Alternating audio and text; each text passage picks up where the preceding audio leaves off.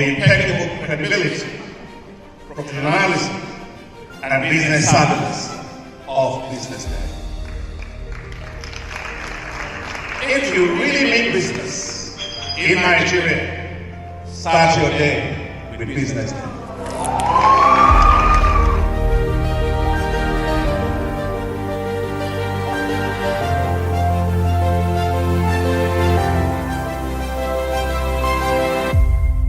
BusinessDay is West Africa's leading provider of business intelligence and information, delivering premium content across diversified media platforms, including online, mobile, and print.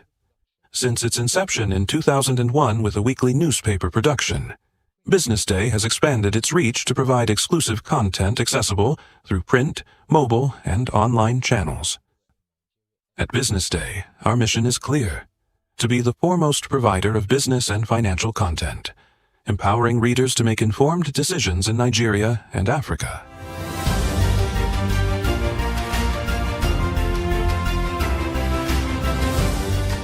Since our establishment, we have been committed to delivering insightful, relevant, and accurate information about Nigeria's business and finance environment, while contextualizing the impact of global events. We monitor the stock market, analyze the companies driving it, and report on government policies and their economic implications. From decoding market trends to dissecting economic shifts, we offer actionable investment ideas and serve as a compass for decision-makers navigating complexity. Beyond headlines, BusinessDay fosters discussions on critical economic issues through impactful conferences and events. These platforms bring industry leaders together to share narratives that drive innovation and spark meaningful dialogues. Our events galvanize connections, bridging the gap between inspiration and achievement. For businesses seeking visibility, our strong digital presence offers unparalleled opportunities, with millions of followers across social media and a dynamic website attracting visitors from within and outside Nigeria. BusinessDay is the ideal platform to boost visibility for your products and services.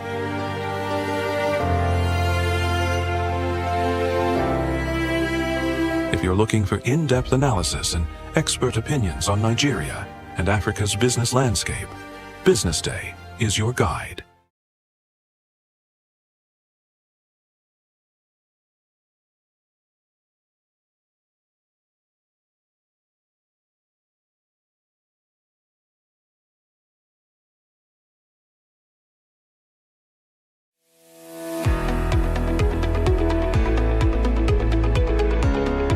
This is Business Week, a weekly program brought to you by BusinessDay Television. And we're live from Lagos, the nation's commercial capital, bringing you the latest insight into the stories that matter for business and the economy. I am Deborah Eze. Onyeka Valentine. I am Destiny Momo. My name is Elizabeth Moses.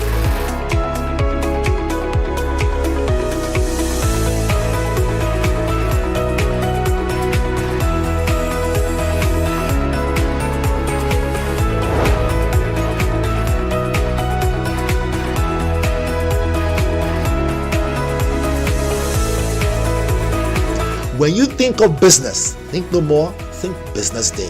I know that BusinessDay Television will go places. It is the next big thing that will happen to the Nigerian media sector without a shade of doubt.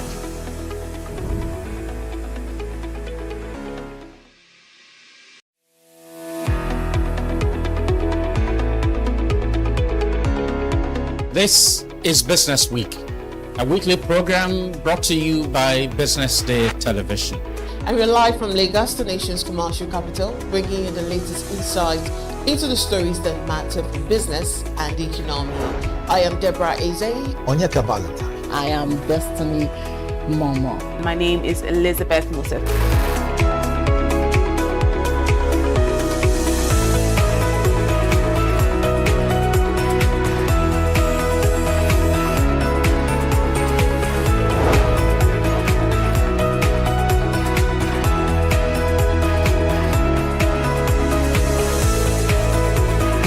When you think of business, think no more, think BusinessDay.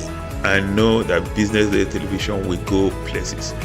It is the next big thing that will happen to the Nigerian media sector without a shade of doubt. For 25 years, BusinessDay has delivered credible journalism, intelligent analysis, and decision-shaping insights to Nigeria and Africa's business community. Introducing Africa's first AI-integrated website, enhanced with powerful new capabilities. At the heart of the new platform is the AI-enabled chatbot, built to help you navigate stories faster, ask questions, get summaries, and access deeper context instantly.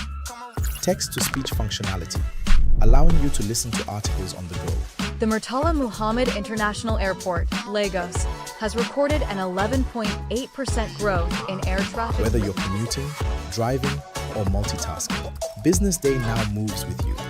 And with our new language translation feature, our journalism becomes even more accessible. You can select your preferred language, thereby expanding reach across diverse audiences in Nigeria, Africa, and beyond. This innovation reinforces our commitment to being not just a news platform, but also a smart, accessible, and future-ready business intelligence hub. As we celebrate 25 years of impact, we step confidently into the future, powered by technology, driven by credibility, and focused on you. Visit the new BusinessDay website today and experience the future of news.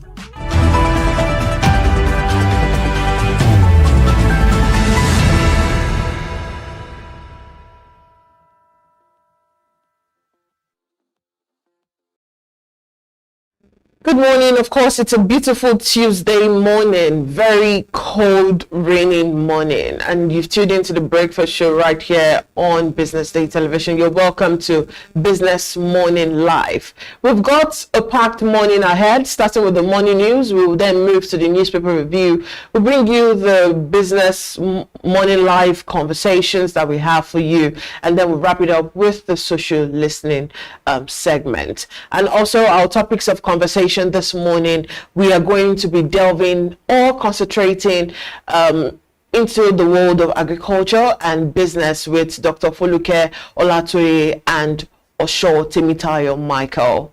We'll go on a quick break. When we come back, it's going to be the morning news. To stay with us.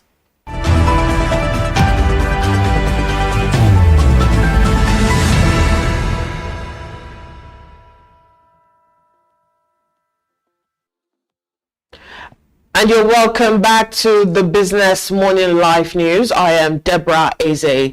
Now let's see what's making the headlines. Federal government suspends proposed 50,000 naira WAEC NECO exam fee hike. And top money market funds deliver yields of up to 20%. Ethiopia removes bank lending cap to support financial reforms.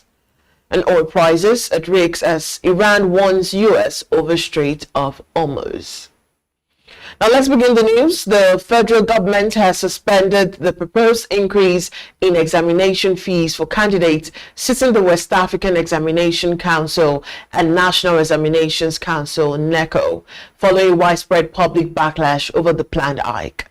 The proposal, which would have raised examination fees to 50,000 naira per candidate from 2027, sparked criticism from parents, students, labor groups, and education stakeholders, who argued that the increase would place an additional financial burden on households. Government officials say the suspension will allow for further consultations with relevant stakeholders before any final decision is taken. The move is expected to provide temporary relief for families while discussions continue on how to sustainably fund the conduct of public examinations without limiting access to education.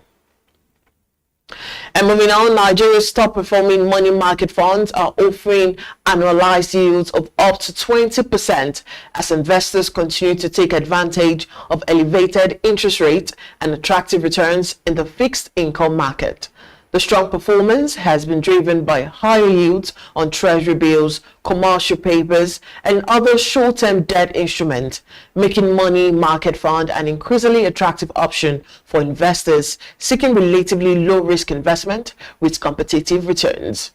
Analysts say the funds remain popular among individuals and institutional investors because they offer liquidity, capital preservation, and steady income. They, however, note that return could moderate if interest rates begin to decline as inflation eases and monetary conditions improve. And in other news, Ethiopia scrapped its cap on bank lending as part of broader financial sector reforms, while its central bank moves to strengthen efforts to curb inflation and improve monetary policy effectiveness.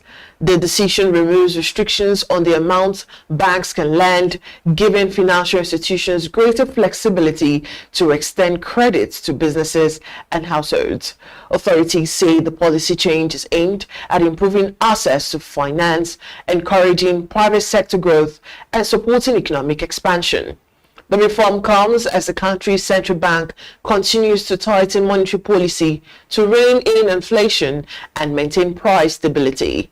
Analysts say the move signals Ethiopia's commitment to market-oriented reforms, although they note that balancing credit growth with inflation control will remain a key challenge. And so in the news, global oil prices are at risk of another sharp increase after Iran warned the United States against any interference in the Strait of Hormuz, escalating tensions in one of the world's most critical oil shipping routes. The warning has renewed concerns over potential disruptions to global crude supplies as nearly 1/5 of the world's oil exports pass through the strategic waterway. Any escalation or prolonged disruption could drive up crude prices, increase shipping costs, and fuel volatility across global energy market. Energy analysts say sustained tensions in the region could have far-reaching economic consequences, including higher fuel prices, increased inflation, and greater uncertainty for oil importing countries. Oil-producing nations such as Nigeria could benefit from higher crude prices, although prolonged instability may also weigh on global economic growth and energy demand. And that does it this morning on the Business Morning Live Show. Up next is the newspaper review. Do stay with us.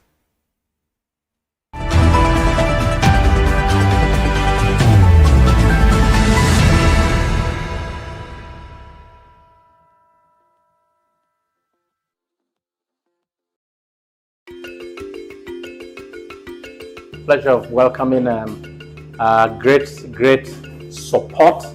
supporters and friends from INMA. He's the president, and then of course L. Wilkinson, and then Dorin is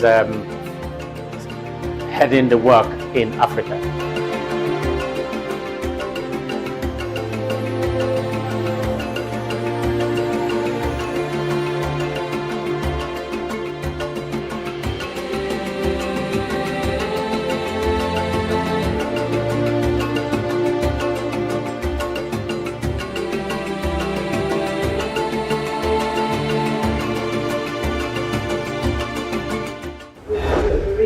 That you're hosting us today. We look forward to a positive exchange of ideas and strategies to make our industry better. With me is Al Wilkinson. He's President and Executive Director of International News Media Association. All welcome, guys. And we're happy to have him here. I'll let him tell you guys more about him and why he's here.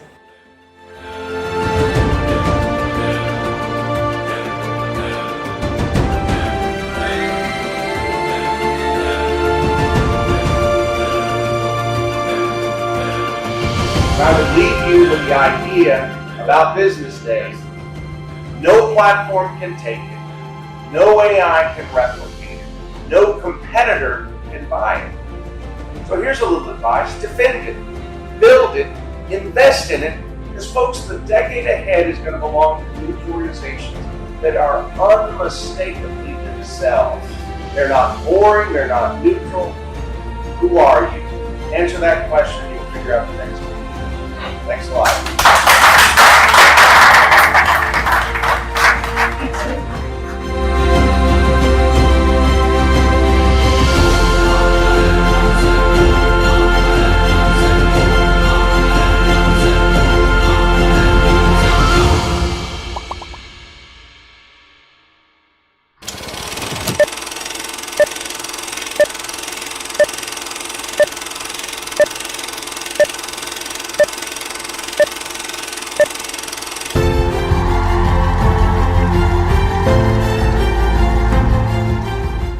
people say time flies when you're enjoying yourself. And I think that's the story of Business Day. 25 years ago, Frank set out to build something Nigeria did not yet have in full measure. A newspaper that's dedicated entirely to the seriousness of business, economics, policy, and all those things that drive society. It's all the dimensions that you can imagine. And that was not a small ambition, and it meant betting that Nigeria wanted depth over noise, which I think we do, certainly business people, analysis over sensation, and credibility over convenience. A quarter of a century later, that bet has paid off many, many times over. I think it's fair to say Business Day has become required reading for boardrooms, policymakers, investors, and anyone serious about understanding where the Nigerian economy is headed at any point in time. And what strikes me most, sitting in a privileged position as a member of the editorial board, is the consistency of the paper's character. Business Day has never chased the easy headline, and we debate this. It has stayed true to its founding instinct, that is, good journalism in the business and economic space, realizing that economic space must be rigorously interviewed. It must be independent and unafraid to hold power and capital accountable in equal measure without fear or favor. Now, that is a difficult balance to strike in any media environment, and even a lot harder to sustain for 25 years in the Nigeria of today. So I think that consistency is in large part a reflection of Frank himself. His discipline, his insistence on standards, and his quiet but firm belief that institutions outclass individuals when they're built properly. And certainly he's built an institution. And Frank didn't simply start a newspaper. I think he's built an institution with that paper, and one that has culture and a value system that has endured leadership transitions, economic cycles, and the disruption of the entire industry by the digital media, which in itself Frank has embraced. So I think we are celebrating his anniversary. We celebrate Frank, we celebrate Business Day, and not just 25 years of publishing, but 25 years of integrity in a profession that badly needs it in this country. So I think, Frank, it's fair to say congratulations to you and your team. We're extremely proud of you. Like I said, I feel extremely privileged to be part of the editorial board with all the debates and discussions and the many MBA sessions we have where we do meet. But once again, thank you for what you've done. Thank you for what you're doing. Congratulations to Business Day, and we look forward to another 25 years, in resplendent pleasure of doing the right thing in society for society's benefit. Congratulations, Frank. Congratulations, Business Day. My name is Pastor Kari Bedina, the Senior Pastor of Life Restoration.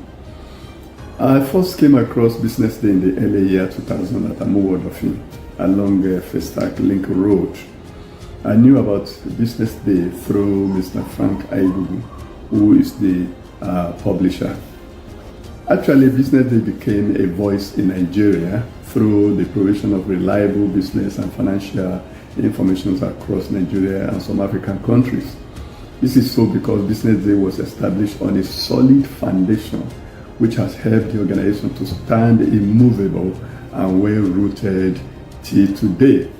Like many other media companies in Nigeria, Business Day went through some challenging moments at the early stage, but in all of it, God Almighty helped Business Day to sail through and became victorious and also so strong as we see today. And as a result, we can also, rejoice and sing songs of praise to the living God. And we know this is all the glories we have to go to God for sustaining Business Day. I also remember that I used to share, the word of God with prayer. With prayers together with all the members of staff of Business Days in those days, and through which I believe so strongly that this must have contributed one way or the other to the strong faith and the power of God, especially the ability of God to sustain Business Day. Until today, God Almighty has been so faithful. Praise the Lord. And my prayer today for Business Day is that God Almighty will make Business Day to move forward, grow great, and become an outstanding force to be reckoned with in Nigeria, in Africa, and even the world, at large. In Jesus' mighty name. I also pray for Mr. Frank Agugu for divine wisdom to be able to lead, all the staff, and also to make sure that the work, progresses. And I also pray for every member of staff that God Almighty is going to strengthen you, God will pour His grace upon your life in Jesus' mighty name, and all your labor will never be in vain in Jesus' mighty name. And I pray that God Almighty will abundantly bless every one of you that are working in Business Day today, beginning from Mr. Frank Agugu down the line. And I pray that God Almighty will make all you've done to be highly rewarded in Jesus' mighty name. I pray once again that God Almighty will enlarge Business Day and will make it a voice to be reckoned with in Nigeria, in Africa, and also the entire world. In Jesus' mighty name, amen. Wow, 25 years, Business Day. For any business, first of all, to have succeeded in Nigeria for 25 years. I bow my hat. Kudos to you. Business Day. I think when you're talking about professional journalism, you're thinking Business Day. When you're talking quality of content, you're talking Business Day. When you're talking quality of pictures, you're talking Business Day. When you're talking about editors that know their onions inside out, you're talking Business Day.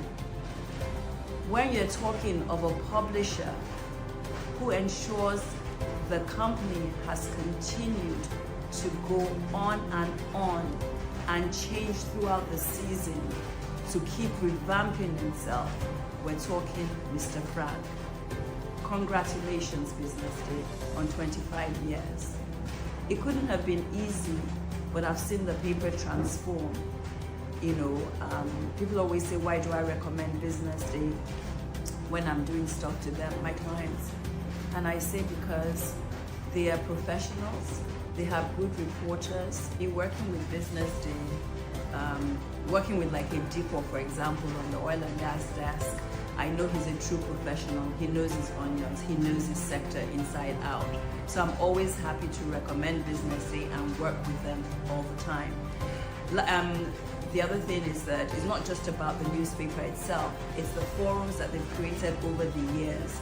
They've continued to reinvent themselves, and those forums they have, sector forums, are impacting people within the industry because it's a solid thought leadership forum that people are always wanting to go to and always wanting to learn.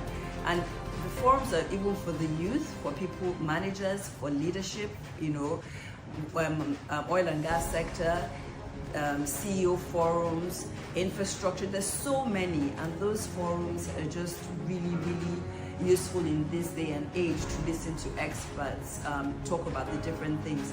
So kudos to you on that Business Day. Personally, I'd like to thank you for the support Business Day has given me throughout my career. Believe it or not, I have been working with Business Day for the last 25 years since they existed. So thank you for all your support whilst I was in Owando. Thank you all for your support while I was in Hill and Milton. And thank you all for your support when I started my own agency, Scott Communications. I just really admire the leadership. I admire the successes you've made. I value your paper tremendously. And all I need to say is keep doing the good work. Keep exceeding expectations in everything that you do. And to your editors, to your reporters, to your journalists, keep up the good work. You guys are doing excellent work in this industry. And I can't wait to see the transformation and the new things that you will come up with in the next 25 years. One thing, rest assured, we, my organization, Scott Communications, will always be there to support you. Have a brilliant 25th year anniversary. Greetings from the FIFA World Cup in Atlanta, Georgia. Congratulations to Frank and the team. A business day for 25 amazing years. It's been wonderful to be on the advisory board, and I look forward to a lot more service as we address the economic issues of the day in Nigeria and West Africa. Congratulations. Okay. Congratulations to you, Business Day, on your 25th anniversary. On behalf of Forbes Mazar, I celebrate you on this remarkable milestone and thank you for the valuable partnership that we have shared over the years. 25 years is a great fit. I mean, you've been a trusted voice in business journalism, you've been shaping conversations, and we are definitely proud of all that you have achieved, all that you have accomplished.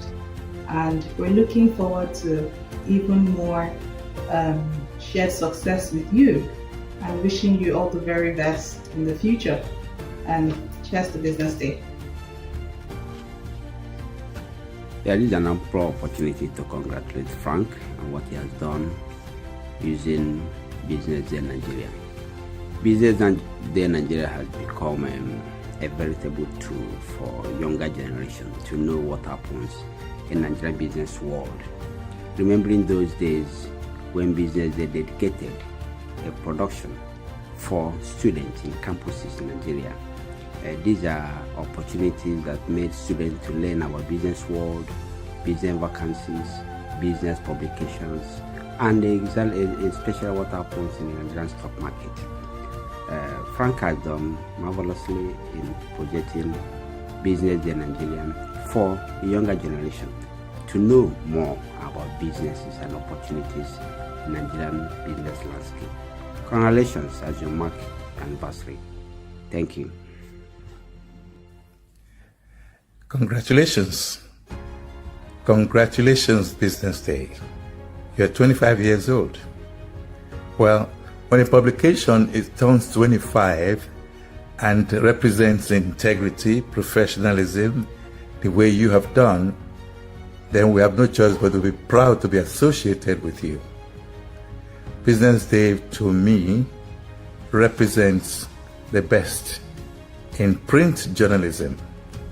And honestly, I wish you many more years beyond 75, 125, and all of that of meritorious print journalism. Congratulations. My name is Ade Brahim. I happen to be the Group Managing Director of Afamungam Bank. On behalf of my Chairman, Board of Director, Management, staff of Afamungam Bank, I want to congratulate the publisher, Mr. Frank Aibogu, on the 25th anniversary of Business Day. Business Day have done tremendously well, and I want to thank them for supporting Afamungam Group even from the days of the capital till today. I want to say thank you, and on behalf of all of us once again, we celebrate you and wish you best of luck in another phase of this organization. God bless you and happy celebration. Thank you. I want to use this opportunity to wish the Business Day family, the Business Day community, a happy birthday at your 25th anniversary. We're very happy. We're glad for what you've done. Thank you for being a wonderful phenomenon in the business space. The insights are wonderful. I want to wish you the best success in the coming years and all the things you've been doing. Don't stop there. Keep blowing up our minds. Keep doing new stuffs. And we're proud of you. We're glad to be associated with you. Thank you. Hello, my name is Ademuyiwa Adebola Taufik, the CEO of Inspire Group. This is me wishing Business Day Nigeria a happy 25th anniversary, the #1 business reporting platform in Nigeria. I wish you greater years and successful years ahead. Thank you. When I think about what Business Day has meant, not just to the business community in Nigeria, but to that in West Africa as well, and how well Business Day has told their economic story, you realize that 25 years feels like It's a long time, but also not such a long time. I've been reading Business Day now, pretty much from the beginning, back to when it was still a weekly. And for nearly a decade now, I've also had the privilege of sitting on the editorial advisory board of the newspaper. And it has given me a front row seat, one that enables me to see just how much care and rigor has gone into the preparation of every single edition.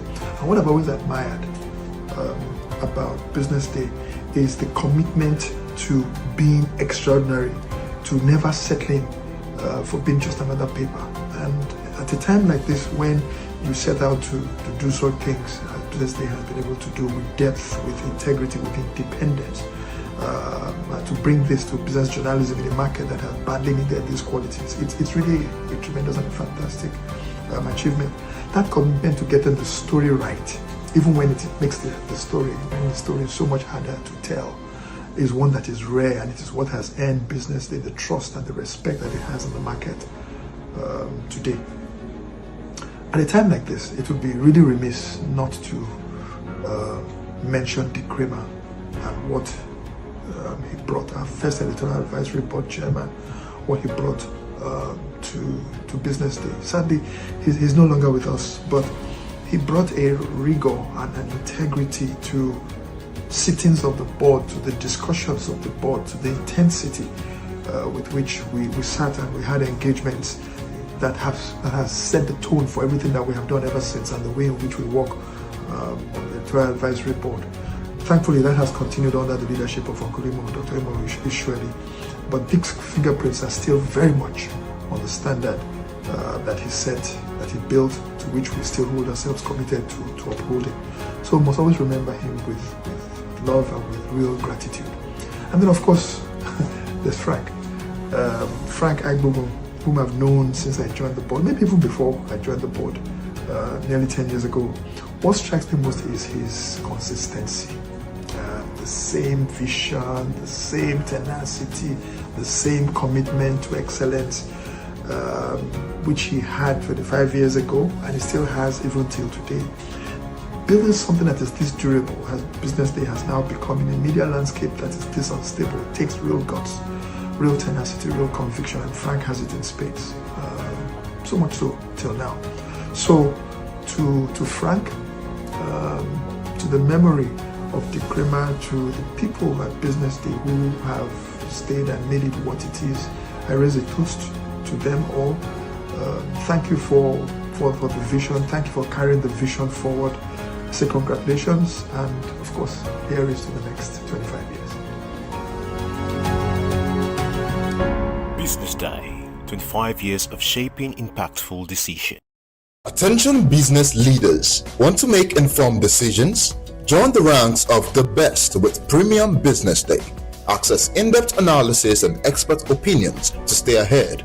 Subscribe now at premium.businessday.ng and unlock premium content. Plus, you get 50% off your first subscription. Don't miss out. Make smarter choices and seize new opportunities. Sign up now and elevate your business game. Visit premium.businessday.ng today.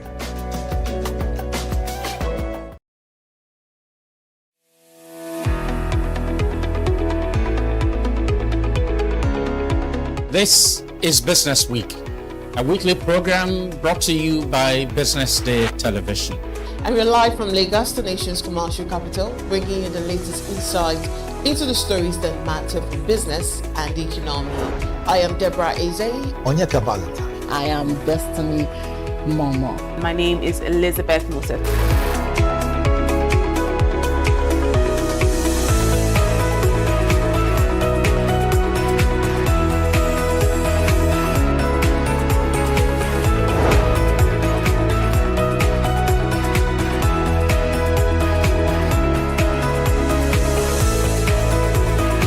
When you think of business, think no more, think Business Day. I know that Business Day television will go places. It is the next big thing that will happen to the Nigerian media sector without a shade of doubt.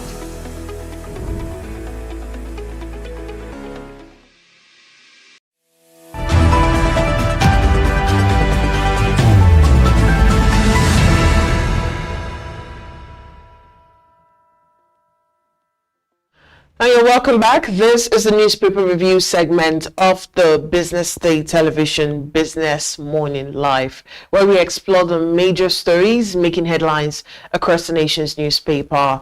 My name is Deborah Eze, and we're going to be analyzing the headlines in each of the dailies this morning. First off, we'll take a look at what the front page of the Business Day, our sister company, is saying. The Guardian newspaper. We then move to the Punch and then the Vanguard. What all of the papers are reporting this morning before we round it off with the cartoon of the day. And now kicking off with the Business Day newspaper, as the story on the front page reads, Federal Government fragile naira for crude deal forces Dangote to sell fuel in dollars. Federal Government fragile naira for crude deal forces Dangote to sell crude in dollars. And the writer to that story, we have higher pump prices ahead, more pressure seen on the naira. And you can get that story on page 30 of the Business Day newspaper. And also at the corner of the Business Day newspaper, we have how motorcycles AI became twin engines of insurgency.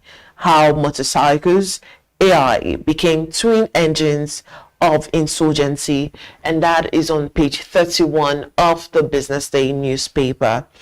And at the top of the Business Day newspaper, we have why WAEC NECO fees hike should never have left drawing board, and that is on page 30 of the Business Day newspaper. Still at the top of the Business Day newspaper, we have oil rescue rekindles hope of crushing Nigeria's kidnap for ransom economy, and that is on page 21 or 31 of the Business Day newspaper. And we have travelers bear brunt as ECOWAS tax cuts stores in Nigeria, and that is on page 30 of the Business Day newspaper. And the graphic on the Business Day newspaper reads, Nigeria's food delivery startups, who entered, who exited, and why. A look at key players in the food delivery space and their journey in Nigeria. And we have like an handful of them. We have Elo Food, we have Bolt Food, Food Court, Chowdeck, and Swoop. To get that story, you have to pick up a Business Day newspaper this morning, so you get an in-depth analysis on what every story is saying. We then move to the Guardian newspaper this morning. The Guardian reads, the big story on the Guardian, opposition candidates in turmoil as INEC nomination window closes. Opposition candidate in turmoil as INEC nomination window closes. And that is on page 6 of the Vanguard newspaper. At the top of the Vanguard newspaper, we have Senate tightens grip as on MDAs as 34 trillion naira duty waiver probe exposes revenue gaps. And that story is on page 3 of the Guardian newspaper. And also oil climbs to $80 as Trump reinstates Iran port blockade, imposes 20% charge on cargo. And that story is on page 3. Still at the top of the Guardian newspaper, cancer claims over 26,000 lives daily, says WHO report. And that is on page 3 of the Guardian newspaper. And also at the middle, we have PFIPC scandal. Adeyemi alleges threats to life, begs Tinubu for independent probe. And also ex-minister Uche Nanji arraigned, pleads not guilty and gets 20 billion naira bail. And that is on page 5. And also Atiku Obi hail suspension of 50,000 naira WAEC NECO fee hike. And that is on page 5. Still on the Guardian, Discourse protests NERC's new CapEx revenue directive, and that is also on page 5 of the Guardian newspaper. At the bottom of the Guardian newspaper, we have Urire, Makinde 6 UN probe into abduction of pupils and teachers, and that is on page 7. And 30th Street, how poor infrastructure, policy inconsistency worsen Lagos waste crisis, and that is on page 4. Niger Delta stakeholders urge release of Bayelsa communities 8 billion naira compensation, and that is on page 28 of the Guardian newspaper. We then proceed to the Punch newspaper. The big story on the Punch, still the Oyo abduction, and the presidency slams Makinde over demand for UN probe. And the writer to the story, Makinde playing bizarre politics, weaponizing anything against federal government, and that is coming from the presidency. This isn't politics or your abduction too great for local probe alone, says Makinde. And bandits killed 2 teachers in captivity. Principal reveals federal government hands over victim to governor. And the top of the Punch newspaper article, ADC defend primaries as court voids Mark-led Congress. And that is on page 12. And the federal government grants 34 trillion naira import duty waiver in 2025, and that's coming from the customs, and that story is on page, I think that's page 22 of the Punch newspaper. And also, veterans meet CDS demand 250,000 naira minimum pay for soldiers. And we also have Dangote dumps naira, begin petrol sale in dollars. And that is also on page 22 of the Punch newspaper. At the bottom of the Punch newspaper, fake agency scandal. ICPC begins probe as DG alleges threat to life. And that story is on page 14. And also, downpour cripples Lagos, flood submerges cars, strands motorists. And that is on page 4 and 5. And finally, on the Punch newspaper, oil tops $80 as Trump revives Iran blockade. And that story is on page 21 of the Punch newspaper. Let's now move to the Vanguard newspaper this morning. The big story on the Vanguard newspaper reads, children were beaten, teachers chained. Alamo, that's coming, Alamo, the principal. And the writer's read says we were forced to trek through forests at night. They ate cocoyam noodles, drank from a waterfall for 56 days. And that's coming from the victim's relative. Initial operation that led to security agent's death. And that's from a source. The victim hidden inside a cave close to waterfall. And Makinde seeks UN probe into abduction. And the whole of that story is on page 11 and 10 of the Vanguard newspaper. At the top of the Vanguard, we have economy exits contraction, but household remains pessimistic, and that's from the CBN, and that is on page 19 of the Vanguard. Article will be excited as federal government suspends planned increase in WAEC NECO registration fees, and that is on page 9 of the Vanguard. Strait of Hormuz, U.S. to reinstate Iranian ports blockade, imposes 20% passage fees, and that is on page 8. Discos push back against NERC's fresh order on revenue utilization, and that is also on page 8 of the Vanguard. And we have a court affirms order barring INEC from recognizing Mac's leadership. And the rider to that story, we have judgment won't affect ADC candidate, party insists. Article adds to Supreme Court, insists ADC's ticket intact despite court ruling on Congresses. And that is on page 5 of the Vanguard newspaper. How police uncovered fixtures PFIPC. It's a document, and the writer to that says, I borrowed 400 million naira to secure PFIPC appointment. And that is coming from Adeyemi. Get that story on page 9 of the Vanguard. And Buhari first anniversary, Tinubu, Gowon, governors, ministers pay tributes. And that is on page 27. And finally, on the Vanguard newspaper, when flawed water recede, health crisis begins. Physicians want. and that is on page 21 of the Vanguard newspaper. And finally, let's see what the cartoon of the day for the Business Day newspaper is reading. Of course, we have a caricature of someone, a caricature of Peter Obi, and is walking towards a sign that reads 2027 election, and we have a group of dogs. I don't know what group of dogs are called. I think they're called pack of dogs, but I would like to call them the beneficiary dogs. We have beneficiary dogs backing their way at him, and the beneficiary dogs consist of the Ministry of Aviation. We have the Presidential Aid or Presidential Media, APC Data Boys. We have INEC, and we have influencers.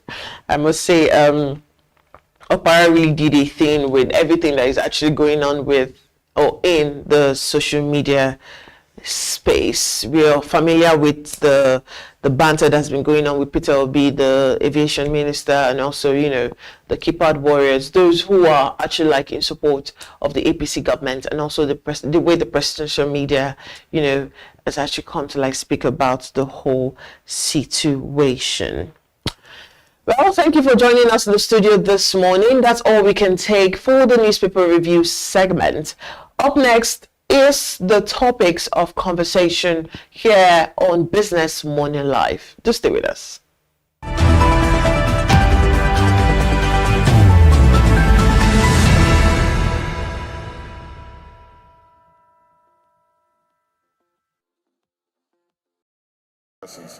The Senate accordingly resolves to 1. Condemn in the strongest terms the recurring xenophobic attacks, intimidation, unlawful profiling, and vigilante activities directed against Nigerians and other African nationals in South Africa. 2.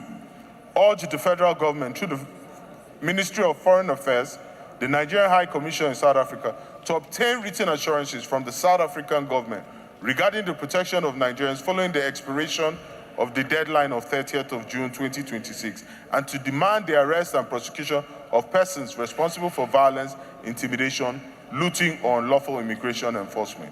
3.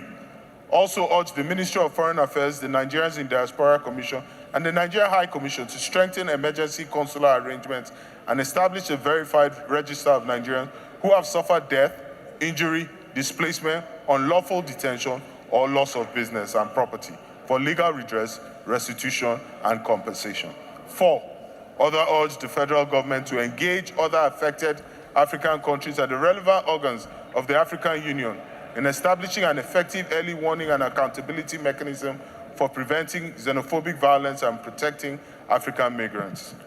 And direct the Committees on Foreign Affairs, Diaspora and Non-Governmental Institutions to review the implementation of the resolution of the 5th of May 2026 and previous Nigeria-South Africa bilateral commitments, and report to the Senate within 2 legislative weeks on the measures taken, assurances obtained, and outstanding actions required.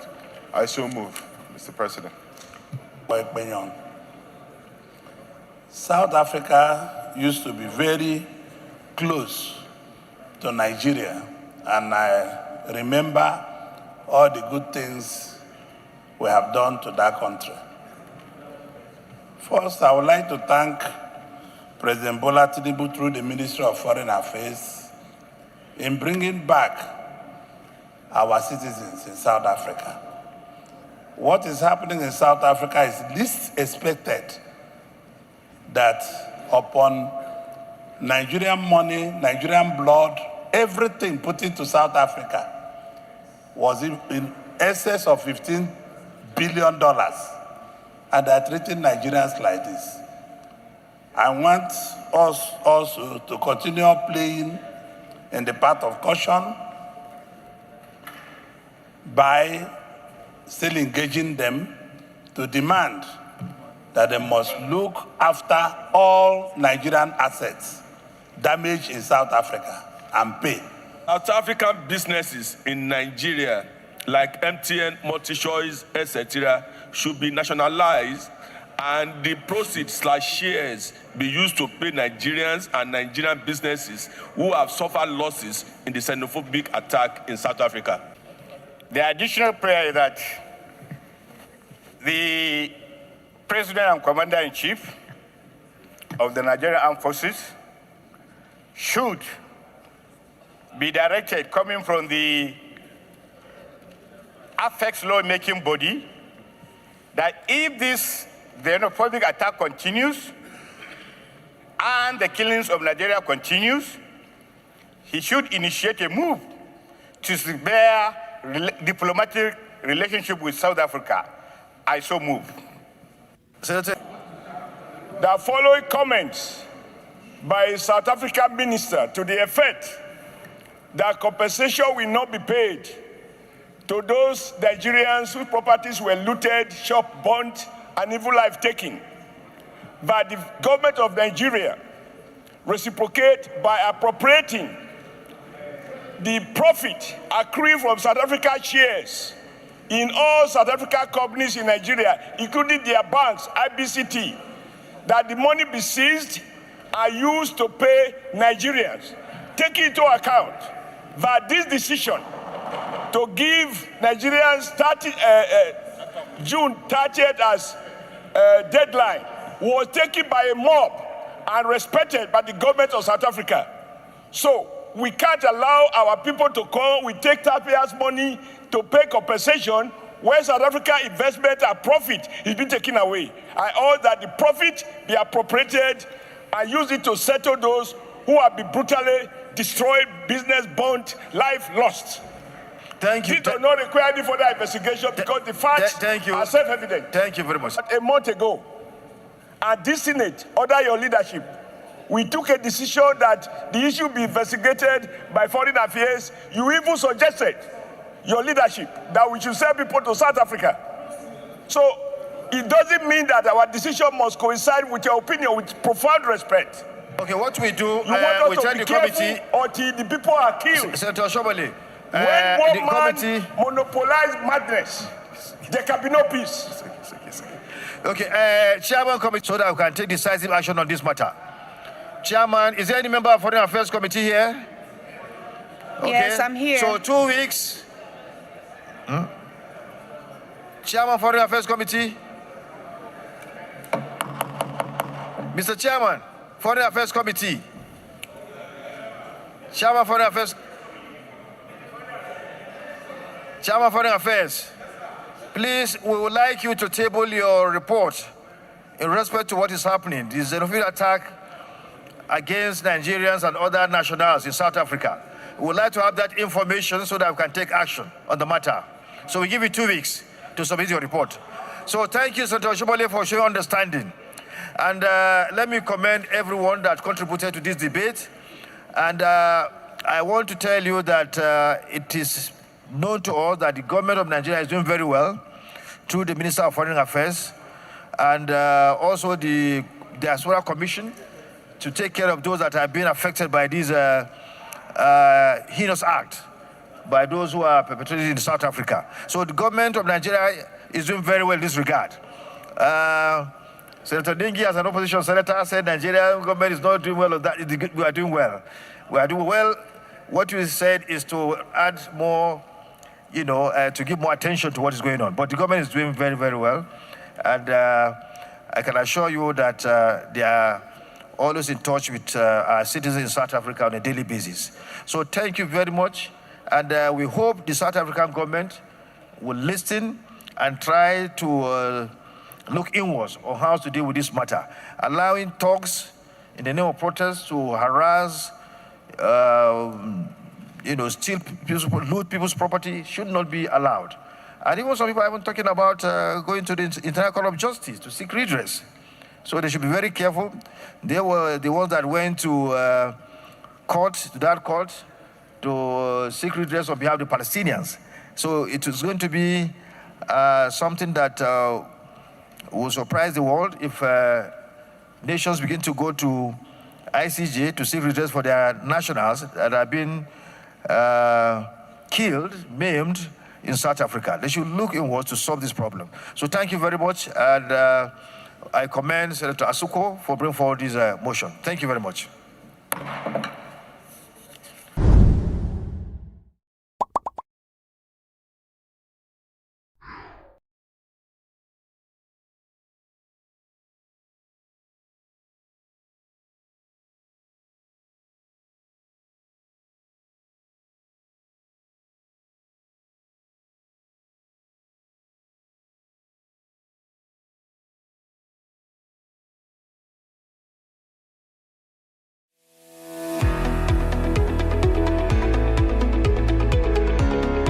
This is Business Week, a weekly program brought to you by BusinessDay Television.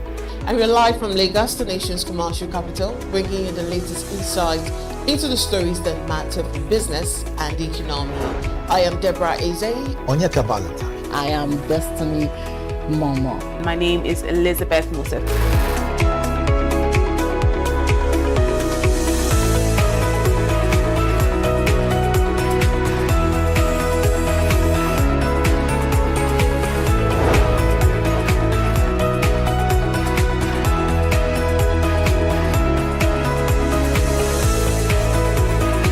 When you think of business, think no more, think Business Day. I know that Business Day television will go places. It is the next big thing that will happen to the Nigerian media sector without a shade of doubt.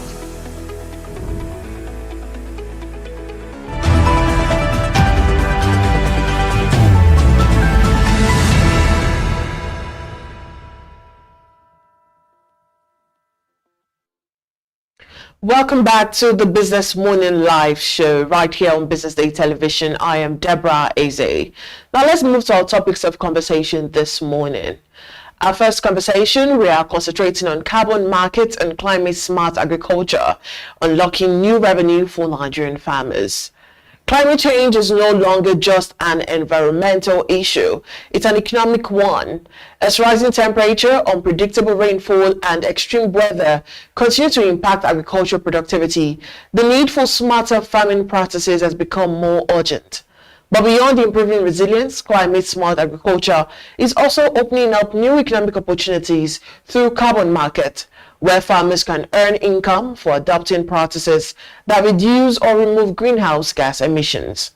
For Nigeria, where smallholder farmers produce the bulk of the nation's food, the question is whether this emerging carbon market can become a viable source of additional income while strengthening food security. And joining us this morning to unpack the opportunities and the challenges is Dr. Foluke Olatoye, and she is an agricultural economist and researcher. Good morning, Dr. Foluke. It's good to have you on the Business Morning Live.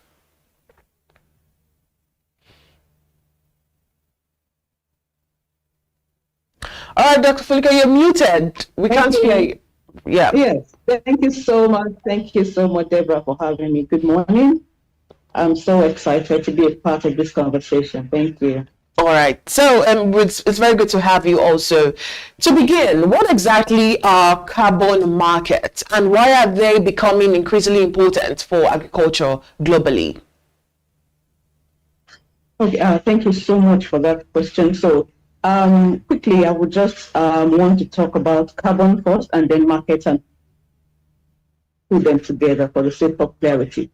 So carbon, as we know, is one of the greenhouse gases that causes climate change, that drives climate change. And of course, we have other gases such as methane, the nitrous oxide, which are even more potent. But on measurement, we measure them, we convert them into carbon dioxide equivalent. And yes, on the aspect of market, of course, we know that market is a place where valuable goods and services are transferred between one person to another at a cost, at a price. And when we bring these two terms together, carbon market is a system where one entity pay another to reduce or to avoid and, of course, remove greenhouse gas emissions, converting each ton of carbon dioxide that is removed into a tradable carbon credit. And then there are two types of markets. If I may go for that, we have the compliance market and we have the voluntary market. For instance, the compliance market, the European Union Emission Trading Scheme, and the voluntary market deemed as two separate markets. But on the side of the compliance market, these markets, they are under the law, they are mandatory, they are created by regulation. And then the voluntary market, these are markets whereby the companies and the individuals, they buy credits to meet to target to also pledge carbon for net zero pledges, for to set net zero. This is when you want to intentionally capture your own carbon footprint, and you want to work so that you also meet the net zero pledge. So these are voluntary market. It is not under, it's not capped, it's not under law, it's not under regulation. It is voluntary, and that's where it gets its name from, voluntary. So when looking at what we call the Article 6 of the Paris Climate, it provides that framework, for various countries to now operate voluntarily to reduce emissions to meet their NDCs, the nationally determined contribution. So it is very important for agriculture, because agriculture and farming, agriculture is kind of all-encompassing. It involves the farming and the land use practices. All of these all together account for roughly a quarter of global emissions. But on the other hand, because it's more like agriculture is sitting on both sides of the carbon ledger, the agriculture that emits and the agriculture that absorbs. So, it can work side by side. And this is why the carbon market is very important in the agricultural setting. And because the farms can also be the net carbon sinks through, when we have trees on farm, farmers are encouraged not to cut down their trees. You're encouraged to practice agroforestry, which is, of course, allowing trees on farm, intentionally planting trees on farm, and then it leads to also healthier soils. And farming is not just cropping, it's not just planting of crops and growing of our vegetables and so on. It is also livestock farming. And when livestock digest their food, they emit. And what do they emit? They emit methane, when they are going through their digestive process. And from rice paddies as well, the common way of planting is to just flood the rice plains, and then all of these practices emit carbon. And this dual nature of agriculture, whereby it can act as an emitter and a sinker of carbon, is the exact reason why it makes agriculture one of the active frontiers in carbon markets today. Right, very, very well explained, Dr. Foluke. Now, we understand that climate smart agriculture is often mentioned in policy conversations. What does it look like in practice for the average Nigerian farmer?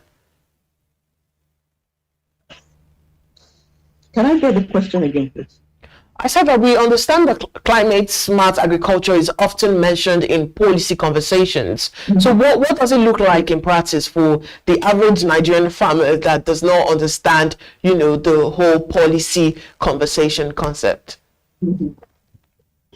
Okay, for the farmers, I remember a particular research I actually ventured into some years back, and I discovered that, for instance, now I would use agroforestry as an example. Agroforestry is a climate smart practice. It's a climate smart agricultural practice.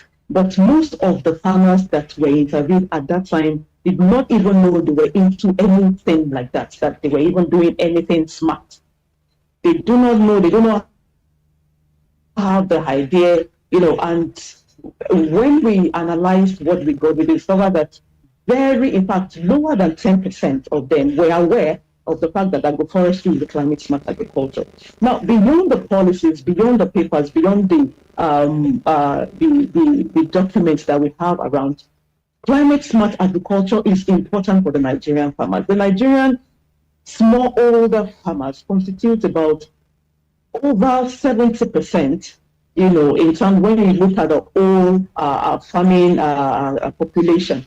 They contribute over 70% that farms that produces, the food households, whatever it is that is necessary for sustenance in terms of food productivity in Nigeria. They are over 70%. So it's very, very important that they know the implications of adopting climate resilient practices, adopting climate resilient seed varieties, drought tolerant, disease resistant, short maturity, crops, better soil and water management. For instance, water harvesting, which of course for dry spells, in dry season, they can be able to go back to their water that has been harvested over time during the rainy season and utilize them, adoption of mulching practices, cut what we call, water loss and boost productivity, especially when rain ceases or when we enter, some dry spells. Then, adoption of intercropping, row planting. So many of these smart agricultural practices are available. It's very important for them because, number one, aside from the fact that it's going to boost productivity, it's also going to improve their own livelihood as well, because if there is more food, there is more to sell, and then their welfare is actually increased as well. So this is why it's also beyond the books, is important in practice for the Nigerian farmer. Well said. Let's talk income generation now. How can smallholder farmers generate income from this carbon credits, and walk us through the requirements for participation? Okay, thank you so much for that question. You would ask that how can the smallholder farmers earn carbon credits? Now, it's earning carbon, the issue of carbon credit over time, especially in the Nigerian context, has been seen to be something that it's just like a piece of cake, like it's easy to come by and stuff, but it's beyond that. It's a whole lot of rigor. For instance, let me give you the contextual scenario of what we have in the smallholder farming in Nigeria. Remember, I said that the smallholder farming population has the largest. Of course, we have the medium-sized farmers, but the people who do the bulk of the job are the smallholder farmers, who are about more than 70%. Now, that farmer, one particular farmer, take for instance, has less than 2 hectares of land. Another farmer nearby, maybe 1 hectare, another farmer maybe. So the fragmented nature of the smallholder farmer has made it very, very difficult for carbon project development in agriculture to see some level of sustainability in the Nigerian sector. Now, what do we really need?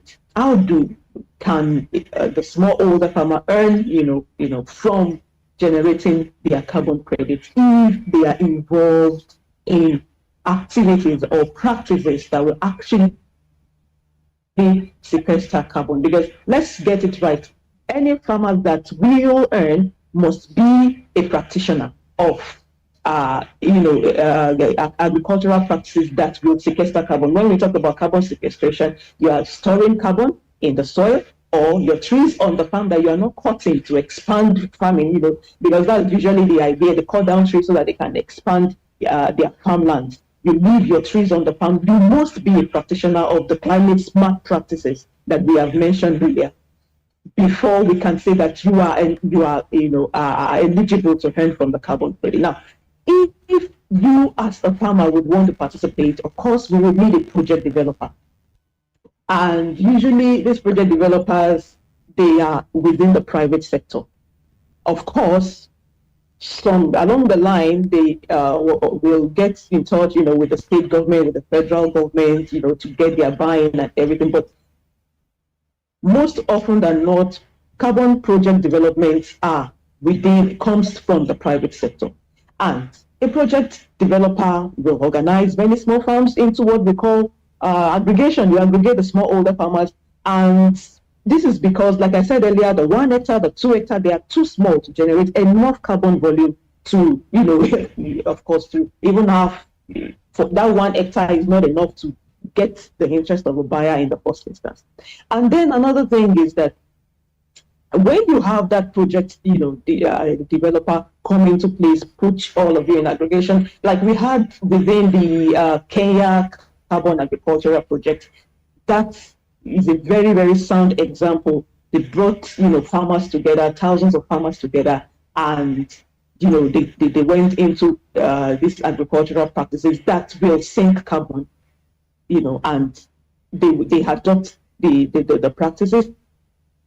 Usually, we have agroforestry, improved rice, water management, what we call alternate wet drying, like AWD. You flood and then you drain, you flood and then you drain. So no-till farming, that's zero tillage, and all other soil carbon practices. And then when these are done, now I am saying all of this in the simplest terms because we also have some challenges that are attached to some of these things. But I will just go into the pathway, what is expected. And then at the end of the day, after the activity or during the activity, you begin to measure. Meanwhile, before you commence measurement, you must have done some baseline measurements. After you have done the baseline measurement, the activity starts, with a proper verifier, a third-party verifier. They are with you at the start of the program, because you don't plant trees and go and call a verifier. It will not fly within the carbon market. So that's a whole lot of things still within what I have said, but that is how it is.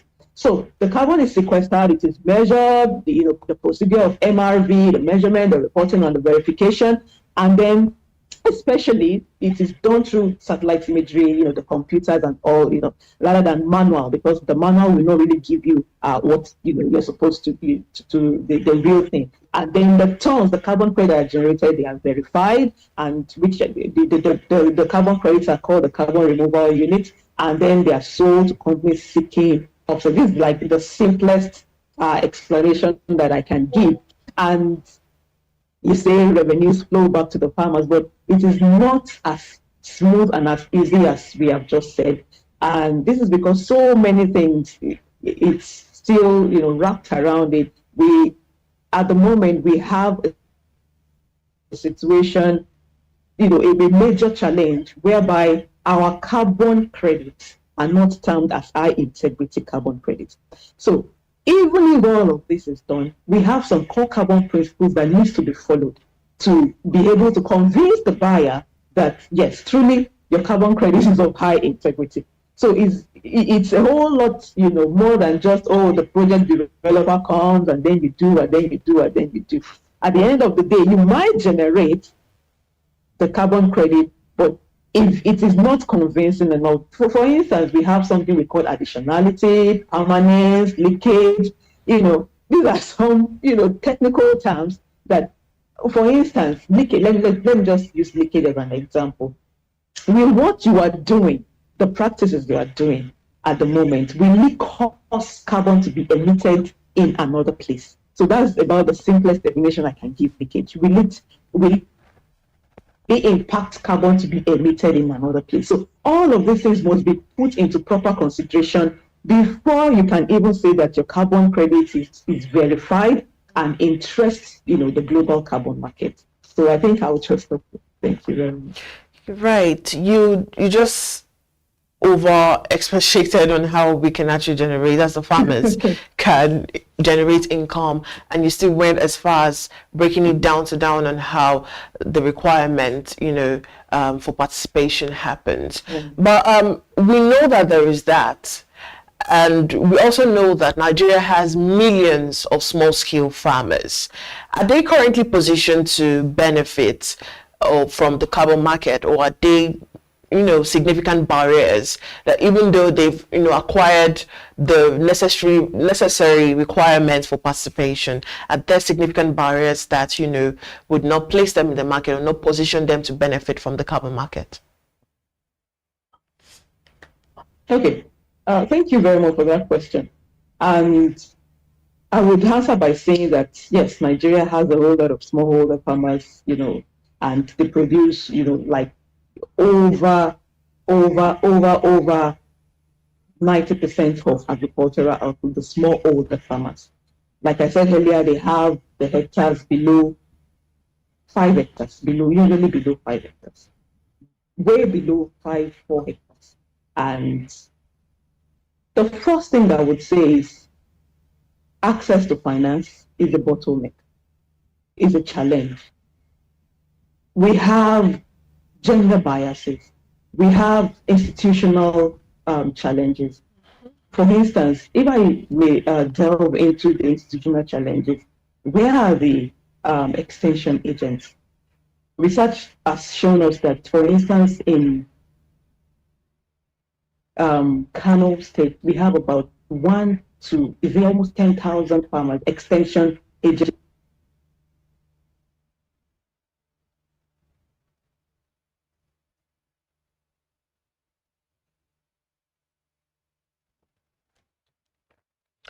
Dr. Foluke, do we still have you? No. Can you hear me? Okay, yes. Please speak up. We can hear you now. I'm still online, yes. Okay. So I was talking about the education aspect. Like I said, we have, the educational barrier, the information, extension gaps. 67% of female farmers in the rural Nigeria are going to rely on the traditional knowledge rather than the modern climate information. The land tenure system is fragmented. For instance, let me put a practical example. A smallholder farmer may be on this farm, and a project developer can come and approach the farmer, and the farmer will agree and say, "Oh, because there's money at the end of the day, he agrees." Meanwhile, he has 5, 6 brothers and cousins, and that are all tied, to the farm. At the end of the day, when the carbon project is being developed and it's being done, and maybe it's supposed to last for, of course, long term. It's usually long term, so that there is, it follows the critical core principle of permanence. But at the end of the day, you discover that after 5 years, another owner of the farm comes and pulls down the trees or commences climate smart agricultural practices, and these are issues. For instance, in the Southwest, in Oyo State, we have situations like that. In the northern part, we have situations like that. Family oriented, farmlands. That is what we have.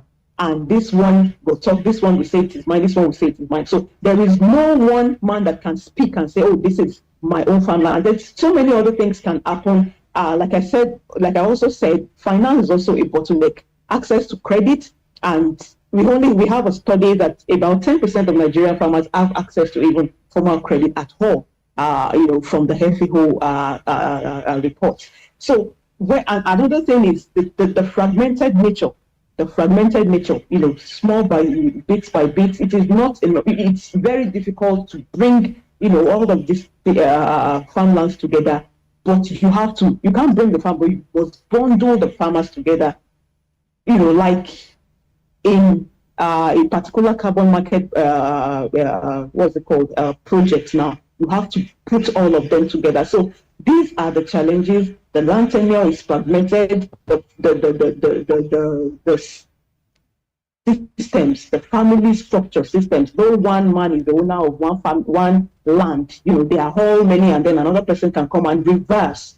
What has been ongoing over the years. Then information gaps. Educating the farmers themselves on what to do and how to adoption of all these climate smart agricultural practices is very important. So if they don't have the right people to educate them, it's always a problem.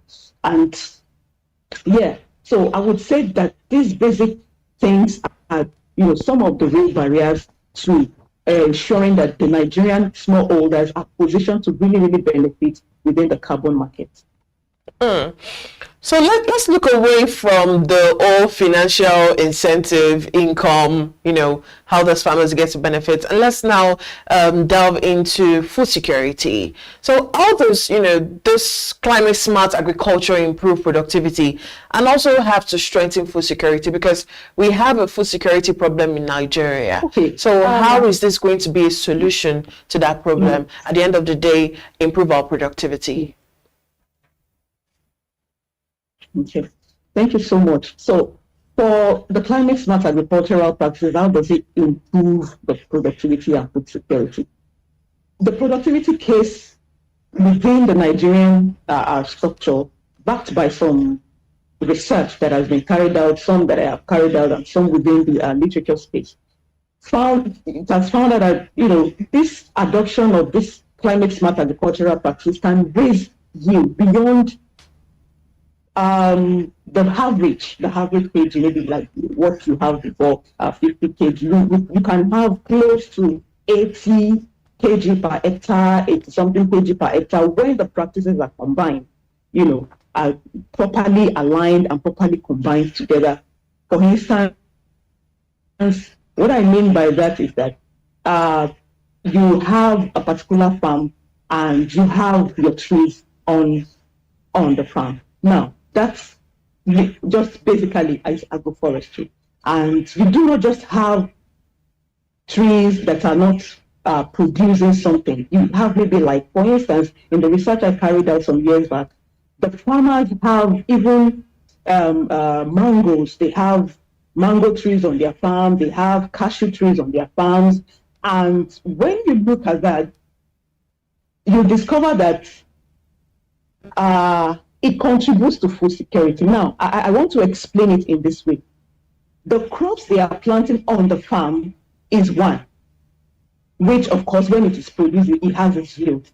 Now, the other trees that they are producing maybe these fruits from is on another side. Now, the food security in that particular aspect now is the fact that the crop they are being produced, maybe the farmer just have maybe a cornfield or maybe beans or something like that. But if it sells the cashew, the mangoes, and some other stuff on his tree on the farm, it can use it to buy other food items that will contribute now not only to food security but to food and nutrition security. It will improve farmers' livelihoods. It will improve their welfare. And then, this is the intertwining nature, the kind of chain reaction that happens when farmers practice climate smart agriculture. Another instance is that we have this particular tree, Gliricidia, that when it sheds its leaf, the leaf contributes to it.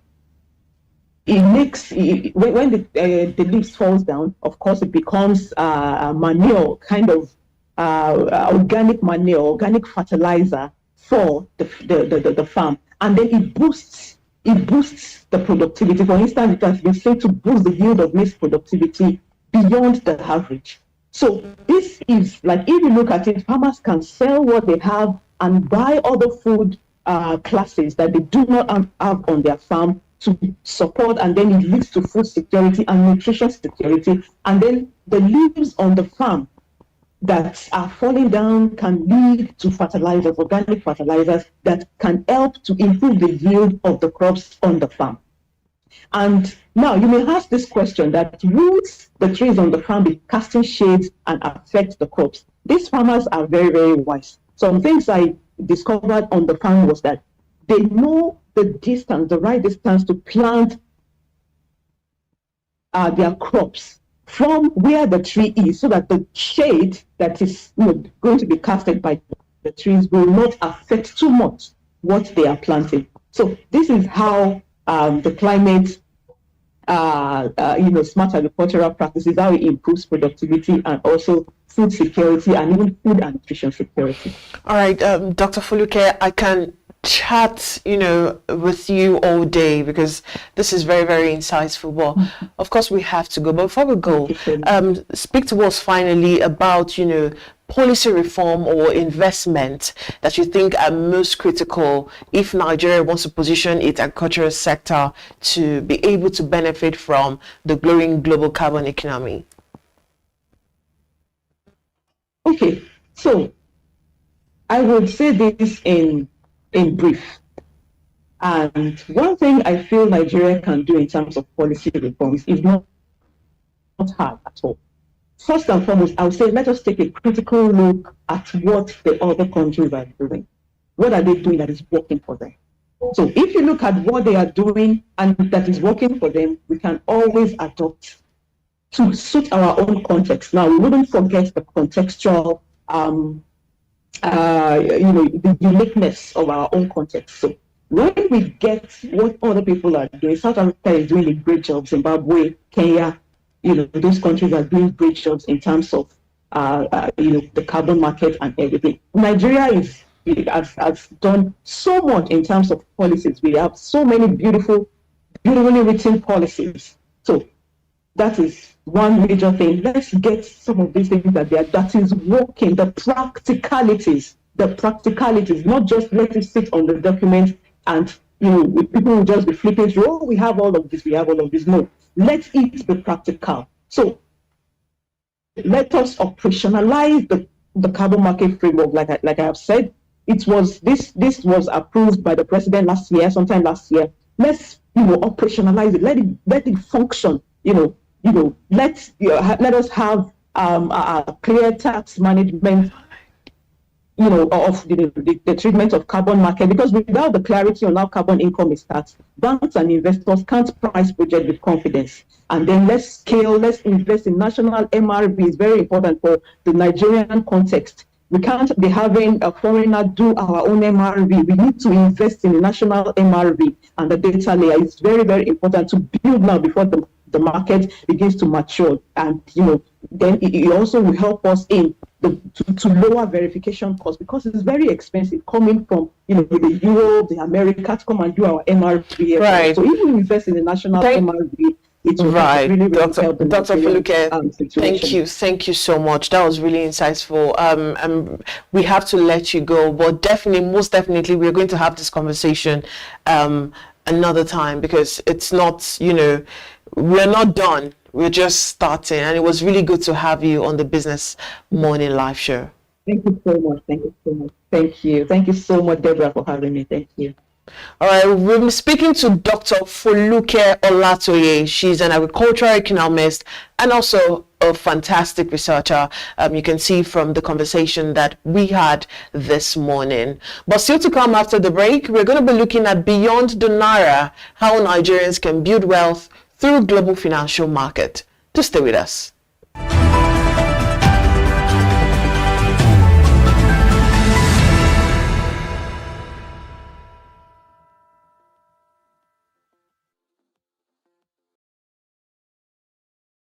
At Providus Bank, we're committed to your growth and success. You're never alone on the journey. Our personalized relationship banking is how we do things together. It's what sets us apart.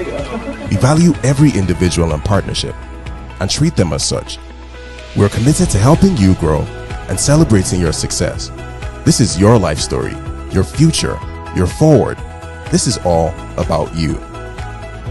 Let's move you forward. Providus Bank.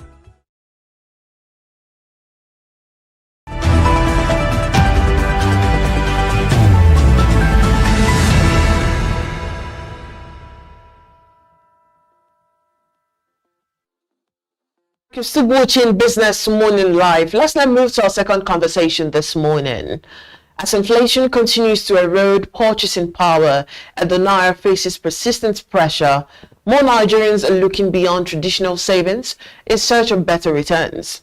Global financial market, from forex and international stocks to exchange-traded funds and cryptocurrencies, are becoming increasingly accessible, offering new opportunities to grow wealth. But with these opportunities come significant risk, making financial education and disciplined investing more important than ever. And to help us understand how Nigerians can safely navigate this market and build long-term wealth, we are joined by Osho Temitayo Michael, and he's a digital growth strategist. Good morning, Mr. Temitayo. It's good to have you on our Business Morning Live. Good morning. Thank you very much for having me.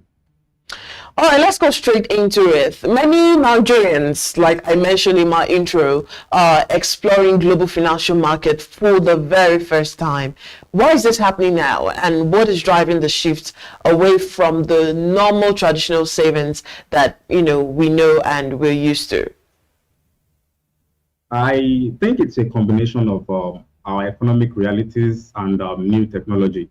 Obviously, we've in the past couple of months, years now, we've been seeing a proliferation in the amount of fintech platforms in the country, and it's a combination of these two realities that actually made it possible for a lot of people to actually access the global market. Usually, it was not accessible for majority of Nigerians in the past, accessing global markets, investing in foreign products or foreign commodities and so on and so forth. So I think many Nigerians have also at the same time seen that there is a reduction in their purchasing power, and then people are realizing that saving money is not really enough. It's not going to help them. So if they need to preserve their wealth, majority of people are beginning to see that they have to look for other means in other economies to grow their assets and then grow their wealth. So it is less about people are actually trying to abandon their savings. People are not abandoning savings because that would be fear mongering, but people are actually complementing savings with investing in economies that are not just Nigerian economies alone. Right. When people actually hear global financial markets, they often think only of Forex. That's how, the level of education they have about the international or the global financial market. So what other investment opportunities should Nigerians be paying more attention to? I think Forex is just one of the popular piece of the puzzle, because it is what is mostly pushed on social media. So majority of Nigerians that are getting interested in the global market actually come online to learn more about the global market, and the first information they are getting is Forex. So that's why majority of them think Forex is the only route to actually enter the global market. There are many other ways to get into the global market. You can try investment stocks where you invest in, you can try international stocks like international company, Meta stocks, Microsoft stocks, and so on and so forth.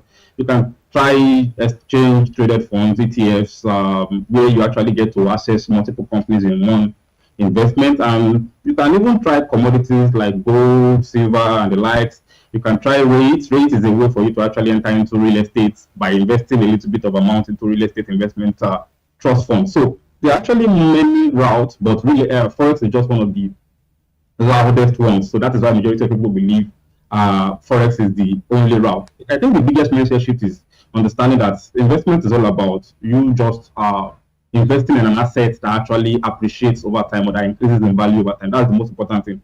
Owning a piece of an asset that increases in value or appreciates in value over time. So given the volatility now in today's market, we saw the I don't want to call it magic, but especially the stock market actually, did over May, June, and even till now. Now, given that volatility, is this a good time for beginners to start investing, or should they wait for a more stable condition? Well, people that are seasoned investors will understand that one of the most common quotes in investing is time in the market is more valuable than timing the market. That's the saying.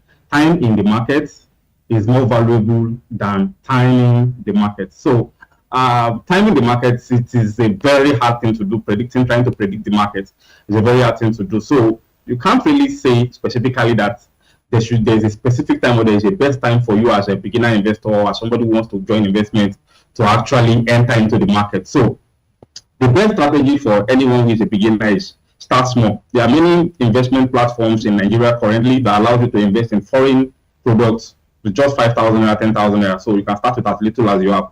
Some even allow as little as 2,000, 3,000 naira. So the most important thing is start small, then invest consistently over time, build the habit, and don't focus on trying to time every market movement or every news or every trend that is going on online. So between Forex now, the international stocks, ETFs, commodities, and cryptocurrencies, how should a new investor decide where to begin with? Because this is the commonly most asked questions. How do they know where to start with, or do they start with all of them at the same time? Yeah, that's obviously a very common question that we all get whenever we are thinking about entering into the market. And I wouldn't say specifically that you should pick maybe cryptocurrency, Forex, maybe you should pick investment stocks and so on and so forth. What I would advise is think about your financial goals. What are your financial goals? Are you trying to invest over a long period of time? Are you a person who wants to stay in the market for a long period of time? Are you somebody who, I think we should add risk tolerance as well, or your risk appetite? Are you somebody who is willing to take on very large risks? And the most important thing, how much time do you really have to actually spend in learning about the market or whatever sector of the market you enter into? So those are three things that I believe is very important for you to consider. So I wouldn't say pick one exactly, because those factors will determine which of the vehicles you will be picking. And the most important thing for people that actually want long-term wealth, people that are looking into long-term wealth, people that are looking into investing in long-term building, that their plan is long-term investment or wealth building. Majority of them pick low risk vehicles that actually generate on a consistent basis for a long period of time. And if you're somebody who feels like you have the time, you can spend in educating yourself, you can choose speculative markets. You want to be watching charts on a consistent basis or on a daily basis, you can choose speculative markets like the Forex and the cryptocurrency market. But again, it depends on your financial goal, it depends on your risk tolerance, and most importantly, how much time do you have to actually spend learning each market. So one common misconception is that trading is a quick route to wealth. I know, right? So how different is, the reality from what many people see on social media? Social media is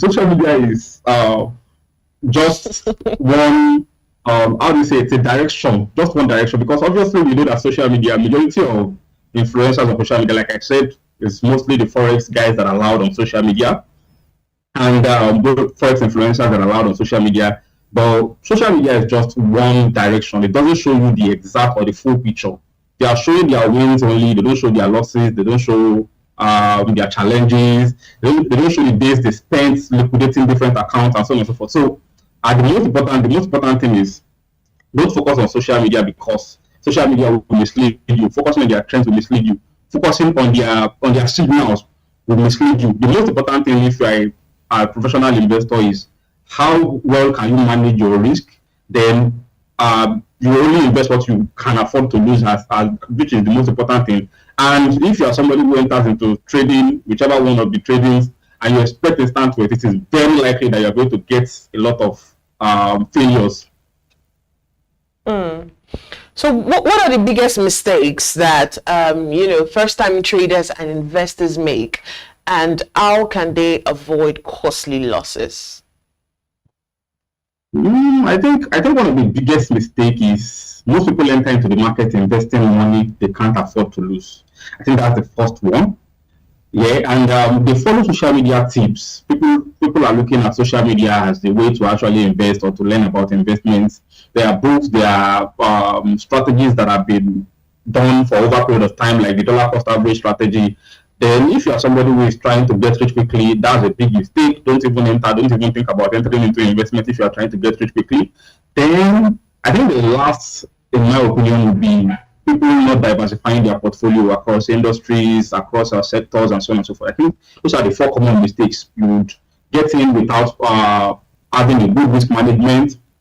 You are trying to follow social media, and you're trying to get rich quickly, and probably not diversifying your investment. I think that would be my four top mistakes that I've noticed. So for someone earning an average income in Nigeria, how much capital is realistically enough, please, emphasis on realistically enough, to actually begin investing in global market? You see, I mentioned earlier when I said there are platforms that allow you to get into trading with as little as 5,000 naira. So the most important thing is not the amount, it is the habits. Many people think, how much should I invest? Obviously, there are advised percentage of your income, of your earning, that you are advised to actually do as a financial expert, or the financial experts recommend. But I believe that the amount does not matter as much as the habit. If you can build the habit over a period of time, the platforms that allow you to invest can allow you to invest as little as 5,000. So I would encourage people, do the things that actually help you not make emotional decisions when it comes to investing. Maybe build your emergency fund first, then try to avoid high interest loans, high interest debts, and then most importantly, invest consistently the money you can lose alone. This would be my advice. So with Online investment scams on the rise now. We've seen the likes of the newest one now. I think it's NRC. It's making the wave. So what practical steps do you think people can take to, identify legitimate trading platforms and also avoid fraudulent schemes? Well, investments usually is not a. I don't think I would term investments. I think I should just pick up some signals that can actually help you identify platforms that are most likely scams. The first thing is obviously the platform regulated, because obviously the Nigerian government has a body that is set up to actually regulate investment platforms. If the platform is not regulated by the SEC, then there's a problem with that particular platform. I should try to avoid it as much as possible. Then, is the business transparent about their structure, the way they run the business, the way they actually intend to get the investment back to you? Those are important things, and these are not mutually exclusive points actually. Then, does it promise guaranteed returns? If you are being told you're going to be getting 10% on a consistent basis on a monthly basis, then you should probably think twice about that investment scheme or whoever is giving you that investment plan. There are many large investments that billionaires that we know of are actually into, and they are not doing this 10% investment that gets you rich within the period of a year. So, majority of them, you need to understand that the billionaires who are the players, the big money players, actually understand the market better than you. They've been in the market better than you. So, what they would not do, I would advise you not to do it. Then, most importantly, can you independently verify whatever reviews the platform are getting? Because majority of these platforms actually have very tangible reviews. In fact, they even get some celebrity endorsements sometimes. So you need to make sure that you can independently verify their sources. Then, most importantly, understand I think I mentioned that already. Understand their business model. And finally, the most important rule is if it sounds too good to be true, then it probably is. That's one saying that we usually have when it comes to investment market. If it sounds too good to be true, avoid it completely. It probably is.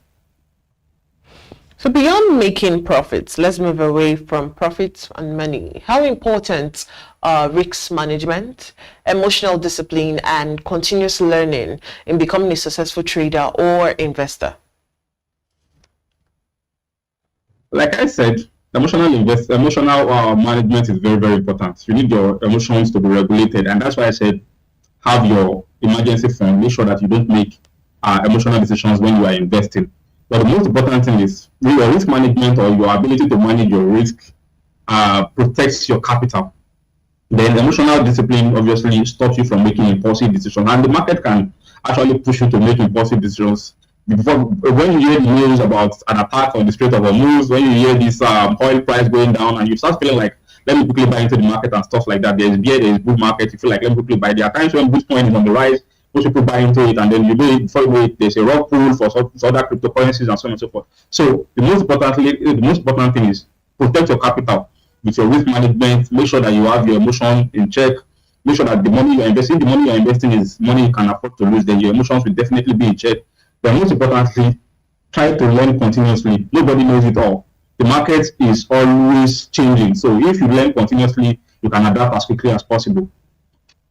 So looking ahead, global market trends, what global market trends do you think Nigerians should watch closely over the next 12 months? And what final advice would you give to anyone looking to build wealth beyond the Naira? Obviously, there are many trends, and in the past couple of years, we've been looking at the cryptocurrency market because that was the trending market. And where the news is right now, or where I am looking towards personally, and I feel like everybody should be looking towards, obviously, new technology like AI, artificial intelligence, and its impact on technology companies, chip companies, and so on and so forth. Then there are global inflation trends, obviously, due to the war, so you can look to that as well. Then commodity prices, because those are the edges against the old problems of the war, of the news, of the trend. You can be looking at oil and gold, which are commodities, obviously, and then the role of digital finance in the rest of the world. Because obviously we are seeing a lot of fintech platforms, which means many of them also understand that this is a trending industry. So I would also look at, I think the last thing I would also look at as major interest rates, or interest rate by central banks of the world, several central banks. And we are also looking at African, not just global, we are looking at African, aside from Nigeria, other African countries that are actually having very positive markets. Thank you very much for your time, Timothy. We really appreciate your insights on the show. You're very welcome. All right, we'll be speaking to Osho Temitayo Michael, and he is a digital growth strategist. And of course, the message is very clear. Building wealth through global financial markets is very possible, but it also requires knowledge, patience, and also discipline. And like Temitayo said, a clear understanding of the risk involved. So whether or not you're considering Forex, international stocks, or other investment opportunities, have a well-informed decision. Decision making is key. Just, decide on whatever it is you want to do and have every quality that Temitayo has, outlined here this morning. Of course, that's been our focus today on Business Morning. We looked at carbon market and climate smart agriculture, unlocking new revenues for Nigerian farmers, and also beyond the Naira, how Nigerians can build wealth through global financial market. The Business Morning live show continues after this break. I am Deborah Eze. Do stay tuned.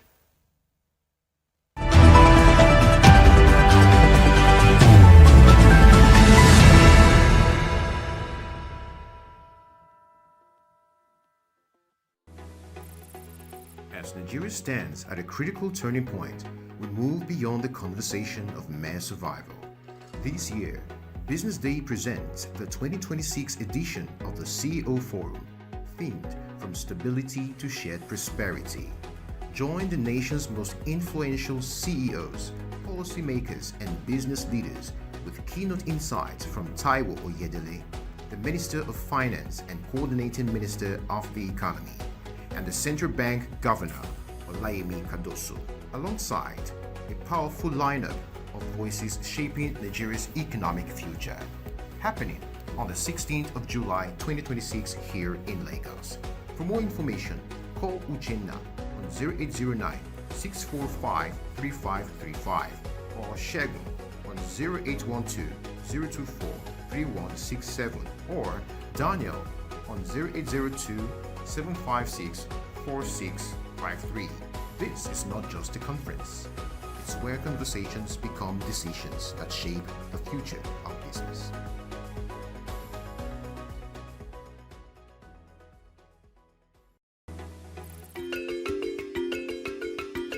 Pleasure of welcoming great supporters and friends from INMA. He's the president, and then of course L. Wilkinson, and then Doreen is heading the work in Africa.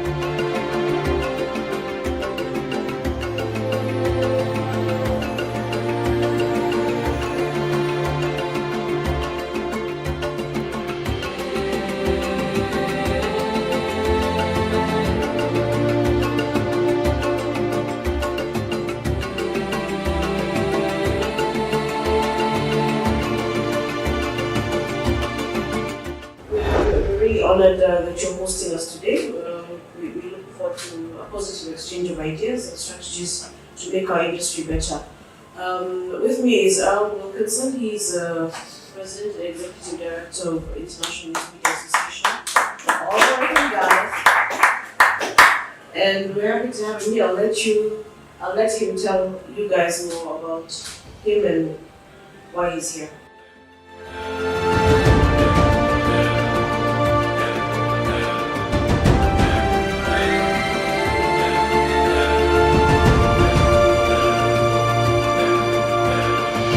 I would leave you with the idea about Business Days.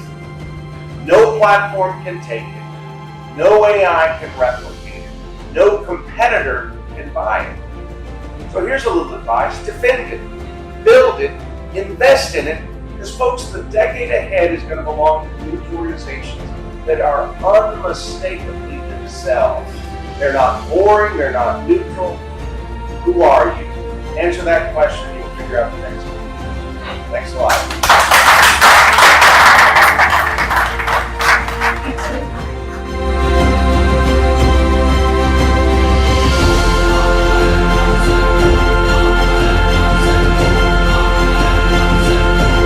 As fuel prices continue to rise, more Nigerians are beginning to consider electric vehicles as a cheaper alternative to traditional petrol-powered cars. To understand what electric vehicle ownership really looks like, Business Day visited the Kore EV charging station, located inside the Federal Palace Hotel grounds in Victoria Island, Lagos. As electric vehicle adoption gathers pace, Lagos now has over 20 public EV charging stations, making it easier for motorists to own and charge electric vehicles across the state. We spoke with the station attendant and 2 EV drivers. My name is Adedeji Adedayoluwasei. I work for Kore Mobility and I'm a charge station manager there. Who shared practical insights on charging times, running costs, and what prospective owners should know before making the switch. Okay, this is a fast charge. So we have the slow charge, we have the fast charge. The fast charge is DC, the slow charge is AC. So for a fast charge, it depends on the type of cars. I've charged a Cybertruck that charged up to like 3 hours, 100%. And we can charge like a Javan car within 2 hours or 1 hour, 30 minutes, it's done charging. So it depends on the type of, a BYD can charge for like 2 hours, 30 minutes or 2 hours. So it depends on the type of cars. But for fast charge, it's much more faster. And slow charge can take like maybe 5 hours to 6 hours to charge fully. And a lot of cars come here to charge, apart from the cars we own, which is the Cab Zero. So we have a lot of private cars coming to charge. So it's a very busy location. In a day, we do about maybe 12 private cars, apart from, because we have a lot of Cab Zero coming to charge. So overall per se, we do like maybe 35 to 40 cars to charge, and including the private cars also. Charging of this vehicle is not taking much time, maybe 1 hour, 35 minutes for the full charging. The price is fair. This model is 2025 model, BYD, build your dream, actually. We have no issue, no changing of oil, no changing of oil filter, nothing. So it's just a rotors and battery that construct everything. Maybe only the tires, the brake oil, that's the only thing that we can make change of.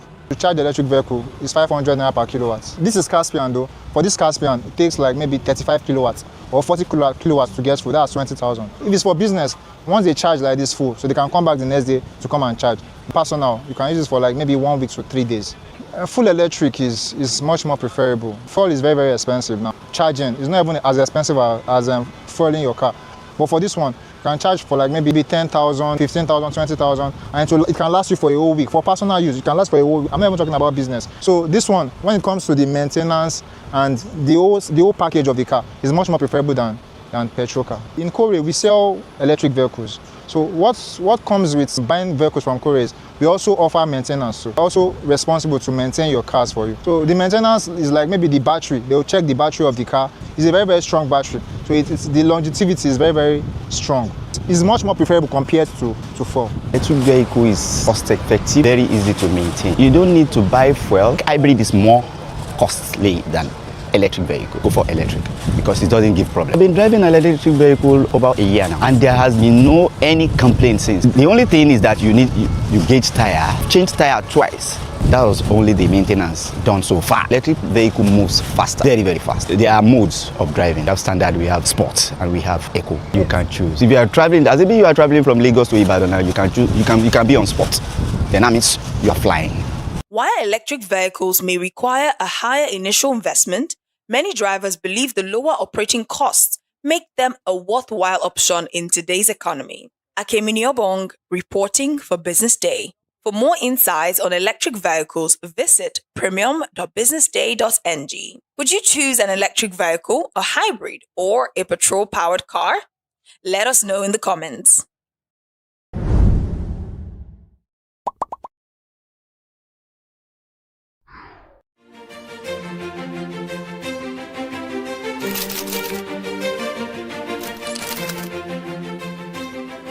I am, of course, a great admirer of the impeccable credibility, professionalism, and business savviness of BusinessDay. If you really mean business in Nigeria, start your day with BusinessDay.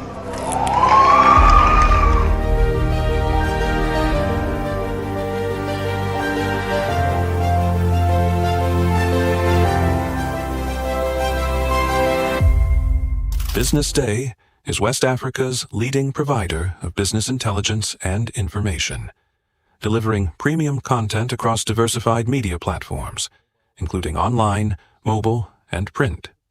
since its inception in 2001 with a weekly newspaper production. Business Day has expanded its reach to provide exclusive content accessible through print, mobile, and online channels.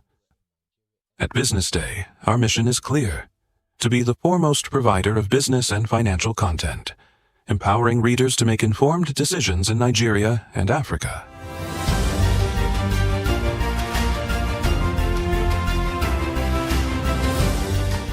Since our establishment, we have been committed to delivering insightful, relevant, and accurate information about Nigeria's business and finance environment, while contextualizing the impact of global events. We monitor the stock market, analyze the companies driving it, and report on government policies and their economic implications. From decoding market trends to dissecting economic shifts, we offer actionable investment ideas and serve as a compass for decision-makers navigating complexity. Beyond headlines, Business Day fosters discussions on critical economic issues through impactful conferences and events. These platforms bring industry leaders together to share narratives that drive innovation and spark meaningful dialogues. Our events galvanize connections, bridging the gap between inspiration and achievement. For businesses seeking visibility, our strong digital presence offers unparalleled opportunities, with millions of followers across social media and a dynamic website attracting visitors from within and outside Nigeria. Business Day is the ideal platform to boost visibility for your products and services.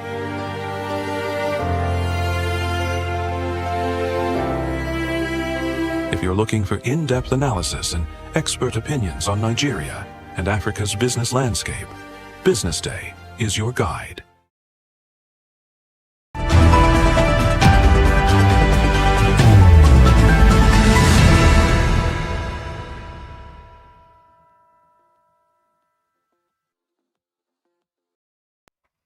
Hello and welcome to Behind the Headlines, where we go behind the headlines to bring to you deeper analysis of stories making the front pages of the Business Day newspaper.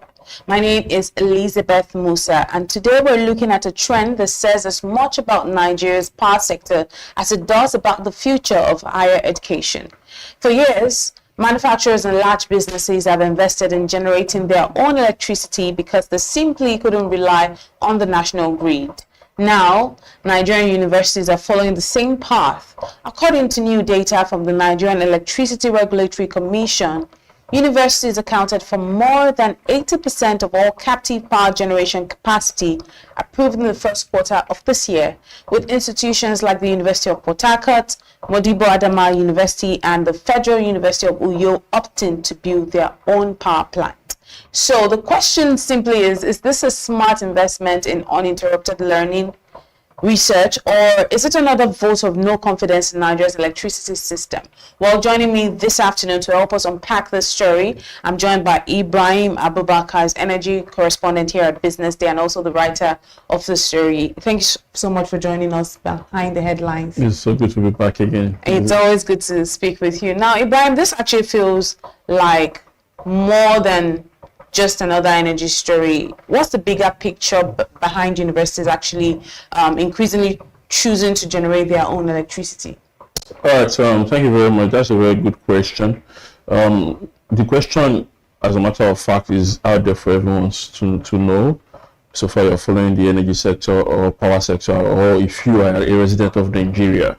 Because from January 1st down to this very moment, we've all seen how chaotic in some sense the power sector has been. We've had grid disturbance, we had outages, but officially we've had grid collapse twice this year. And for any organization or any entity that depends solely on power supply for their businesses or their activities, you would agree with me that other alternative would have to be the solution to whatever it is that is going on with Nigeria right now. So for schools going into captive generation, which literally means generating their own power that they can't sell to any other person or any other entities, is just for their consumption alone. So for schools going into that, it just shows that there's no vote of, there's like low vote of confidence in the Nigerian power sector, because then in school, when we were in school, you could see that faculties, libraries, labs, research institute, for example. I went to a technology institution here, and before we left, there was some sort of solar, power generation in the school. Not enough to do what is needed, but there are some lab, there are some departments that you need 24 hours electricity non-stop. Otherwise, those chemicals, those research will go bad. So they need electricity to make sure that these things are running smoothly. So I feel like these are some of the reasons why we're seeing universities now moving towards that path of leaving the national grid and generating their own electricity. And speaking about universities themselves, they made up more than 80% of the captive generation approvals in the first quarter of 2026. So why are we seeing such a significant shift right now?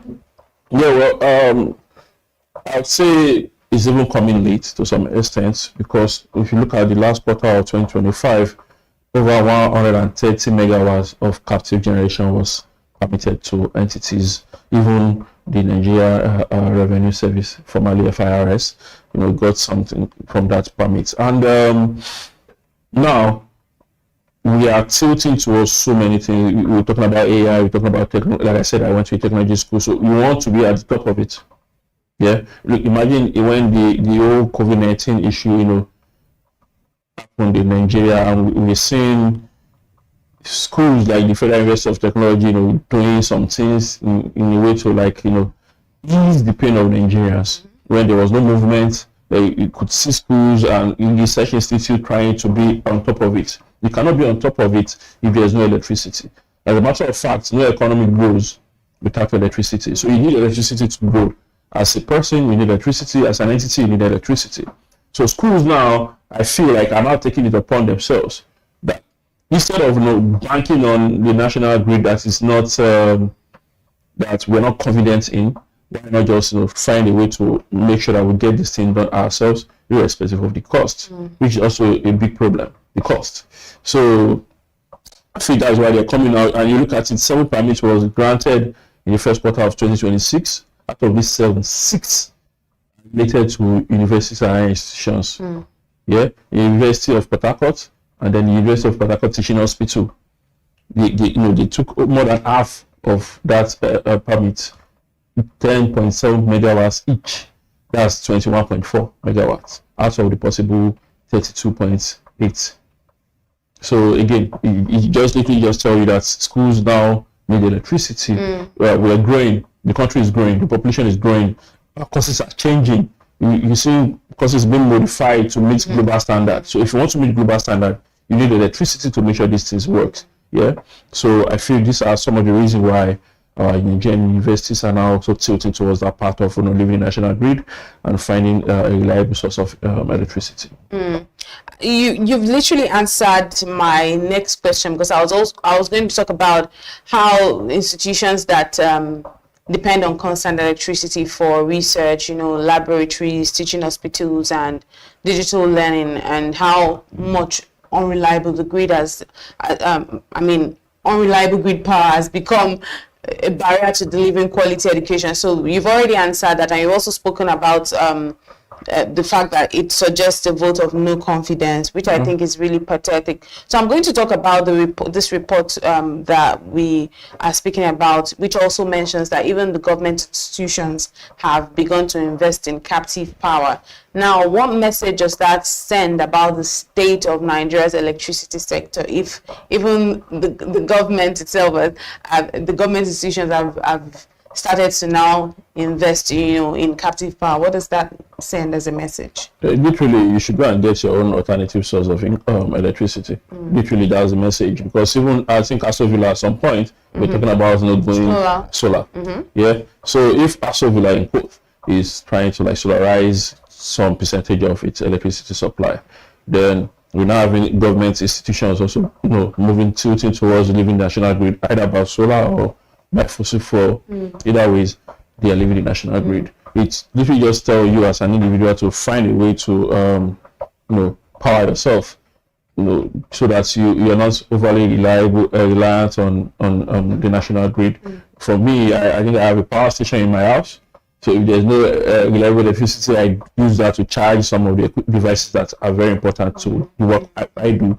And I'm sure so many people around us here in business also have other alternative sources of energy. So literally, as a Nigerian, at this point in time, you should have an alternative electricity supply. It's the same way we are talking about having 2-3 jobs so that you can meet economic needs. It's not enough because most of us already have alternative electricity supply with our power banks, because an average Nigerian without a power bank these days is crazy because we don't have constant power supply. So everyone holds a power bank for their phones and all of that stuff. It's unfortunate that we don't have a power bank that can, charge your air conditioner or your this thing. But that's where having a solar comes in, because I'm not sure the inverters can work with.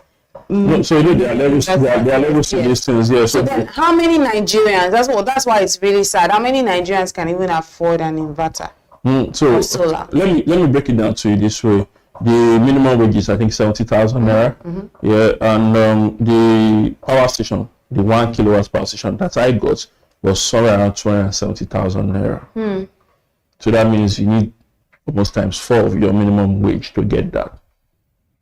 So that's the level of poverty we talk about in Nigeria today. So more than 100 million people in abject poverty. Then others are just, like again, you talk to some analysts and they'll tell you the middle class gap is already closing. You're either rich or you're poor. So again, it's a problem that the government and the private sector, in quotes, needs to work together hand in hand.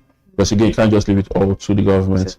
Yeah, so to find a source or a solution that works, if not for all, at least for the majority. For the majority. Now, let's also talk about NERC, which obviously is the Nigerian Electricity Regulatory Commission, which reported lower electricity generation, and they also reported 2 grid disturbances during the quarter. How closely are this development connected really to the growing demand for captive power? Actually, matter of fact, I think that is the leading source of going towards captive power. Let me give you a scenario. So if the national grid is supplying your electricity 24 hours, 7 days, what do you need an alternative for? You probably just get an alternative for when there needs to be a maintenance done, and that will be like communicated to you on social media platform, on this schools communicated, from 12 p.m. on Saturday down to 4 p.m. we want to maintain this and that line. That way, if there's a need for you to have electricity, you should go depend on your alternative. Yeah. But in our case, that is done. We normally get that information. However, we still get information that are not planned for, which are the grid collapse. So if the grid collapses and for say 5 hours, and I need power electricity to run my business, say the cold room, at the end of the day, you're realizing that I'm spending more on my alternative power than I will be spending on the national grid. And my alternative power is more reliant than the national grid. So I just have to go all in and get my alternative power to become my number one source. Then maybe, just maybe, the national grid will be this alternative, which is abnormal. So, which is what we're literally seeing now, because sometime last year, I interviewed a DG of medical research here in Lagos, and the conversation was around how they're also looking at leaving the grid, because first, there's not enough for electricity supply to cater for what they do. Then secondly, the cost, and that was at the height of the urban 18, and the DG was saying the money being charged is not in sync with what the electricity being consumed. So we have those type of problems. Yeah, I can assure you, there is no apartment or there is no building that you go to, residential or corporate. Here in Lagos, let's leave Nigeria, that you will not see a generator set. If there's literally more than 80%, you see a generator set. If there's no generator set, then you see solar as alternative. Welcome back. You're still watching the Behind the Headline show here at Business Day, and I'm speaking with our energy correspondent here, Ibrahim Abubakar. We were talking just before we went on the break. We were speaking about the reported lower electricity generation by NERC and some of the disturbances that they said were recorded. According to the report, two grid disturbances during the first quarter. And I was asking about how closely this development are connected to the growing demand for captive power. So that's a very good question, Elizabeth. If you look at first, the rule of thumb is that a megawatt could power 1,000 ohms. Yeah, just 1 megawatt, 1,000 ohms. Then you're generating cycle 4,000, 4,500. Yeah, so that's over 4.5 million ohms that you can power with that, generation and distribution. Then the problem then is, do we not have more than that in Nigeria? 4.5 million ohms or buildings or all consumers per se. So then again, we talk about the first quarter, and you're looking at grid collapse.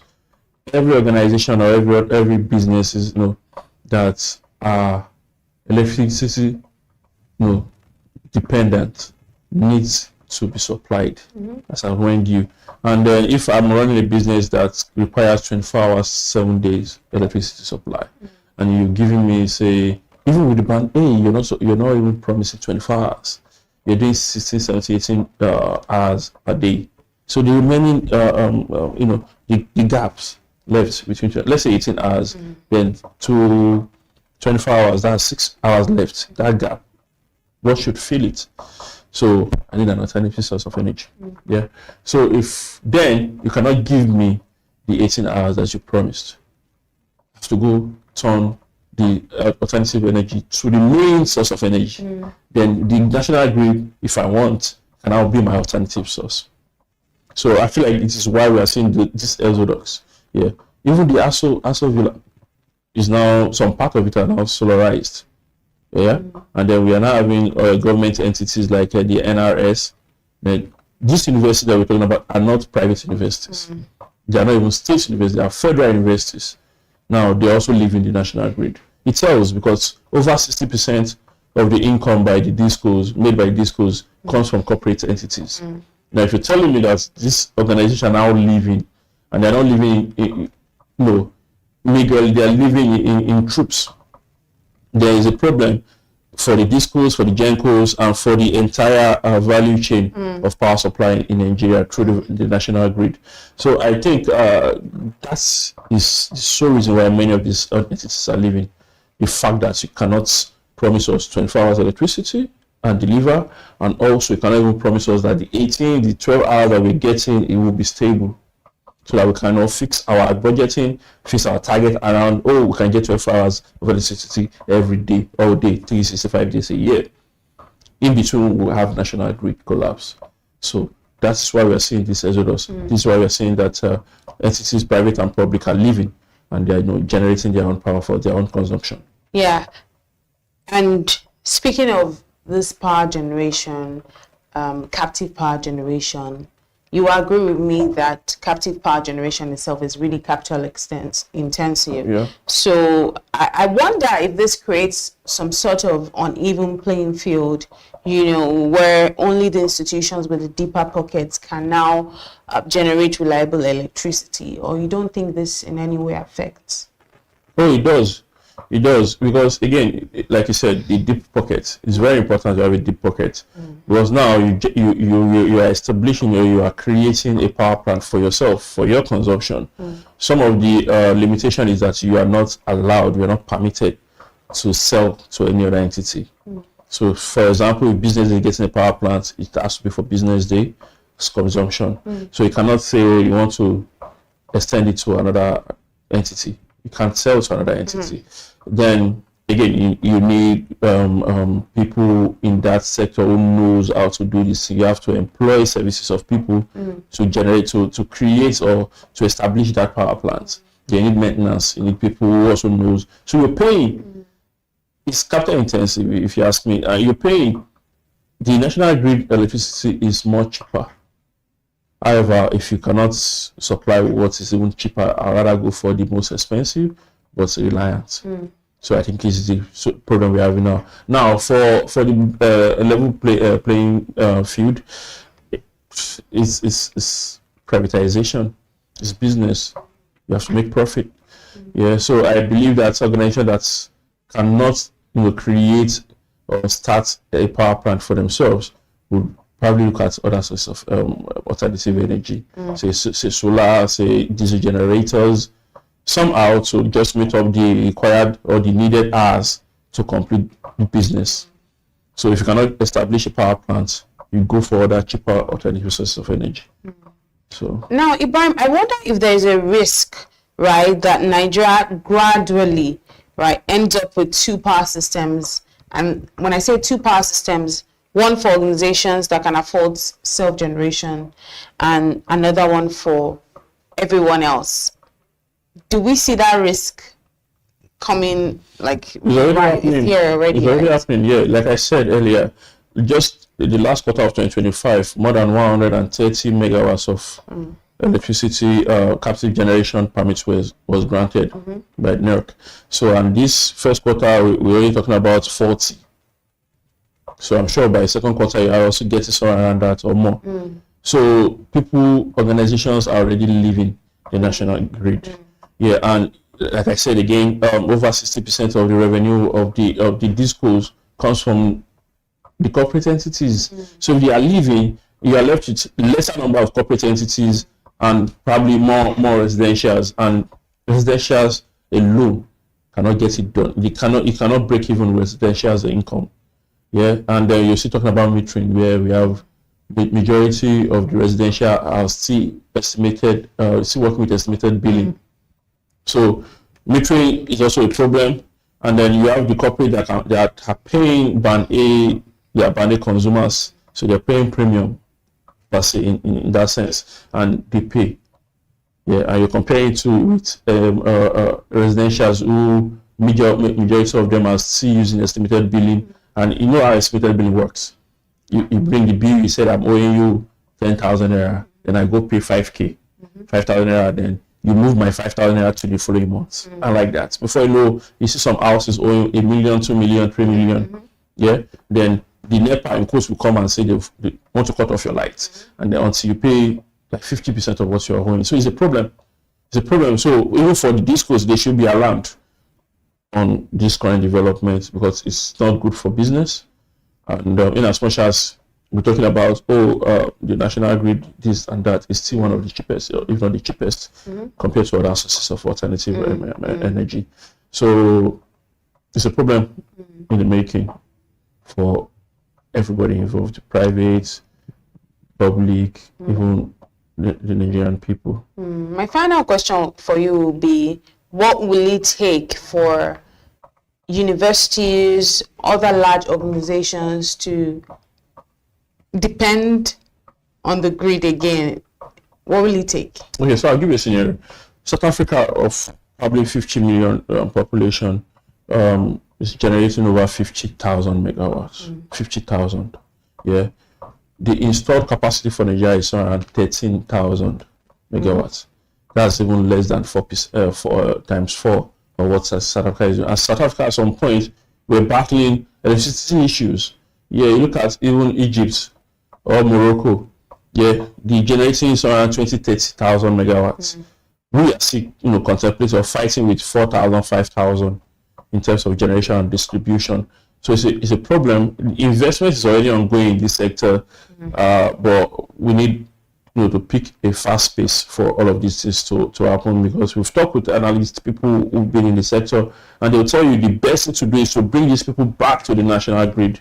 And how do you bring them back to the national grid? You make sure that you improve the national grid. You improve all of the value chain, from the GENCOs to the DISCOs, even down to the TCN, that's the transmission companies of Nigeria.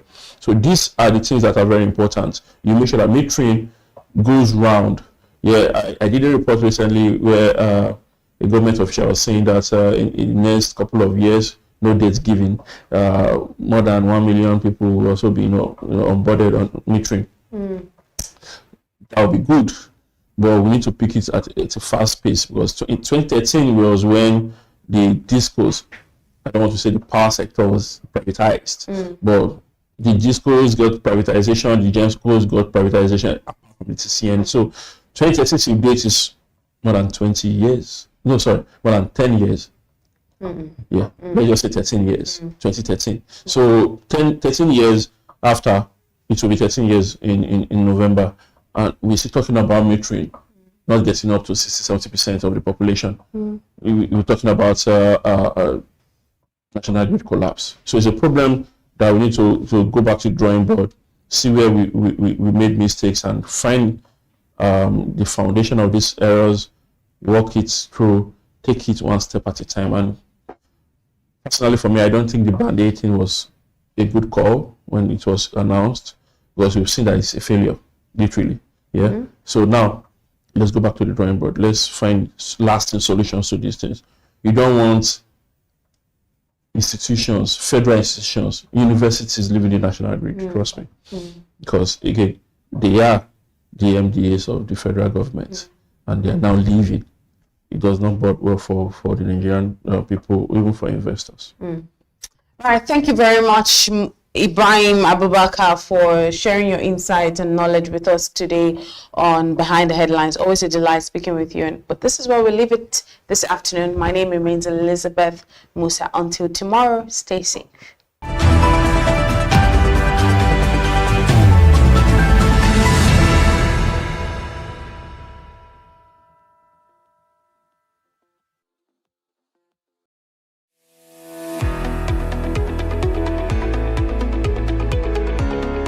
This is Business Week, a weekly program brought to you by BusinessDay Television.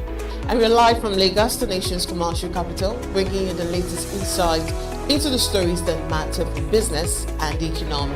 I am Deborah Eze. Onyeka Balata. I am Destiny Momo. My name is Elizabeth Musa.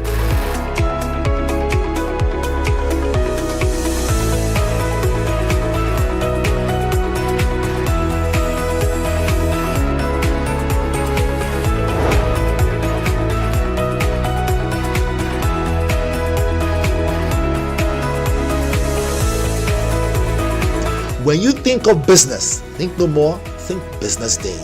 I know that Business Day television will go places. It is the next big thing that will happen to the Nigerian media sector without a shade of doubt.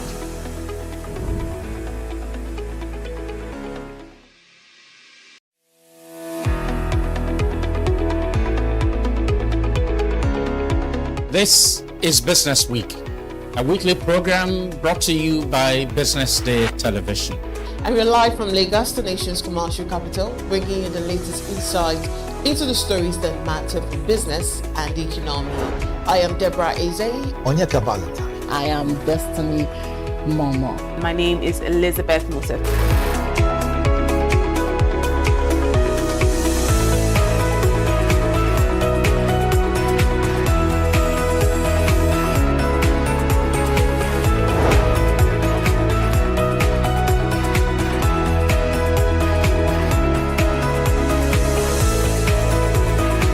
When you think of business, think no more, think Business Day. I know that Business Day television will go places. It is the next big thing that will happen to the Nigerian media sector without a shade of doubt.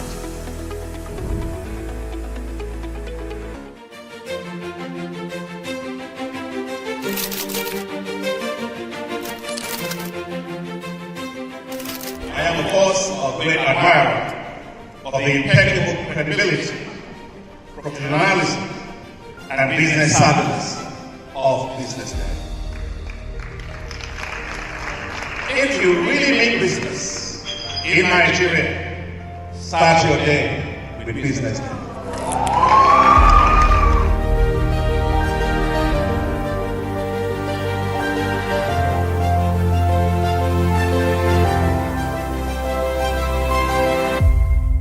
Business Day is West Africa's leading provider of business intelligence and information, delivering premium content across diversified media platforms, including online, mobile, and print. since its inception in 2001 with a weekly newspaper production. BusinessDay has expanded its reach to provide exclusive content accessible through print, mobile, and online channels. At BusinessDay, our mission is clear: to be the foremost provider of business and financial content, empowering readers to make informed decisions in Nigeria and Africa.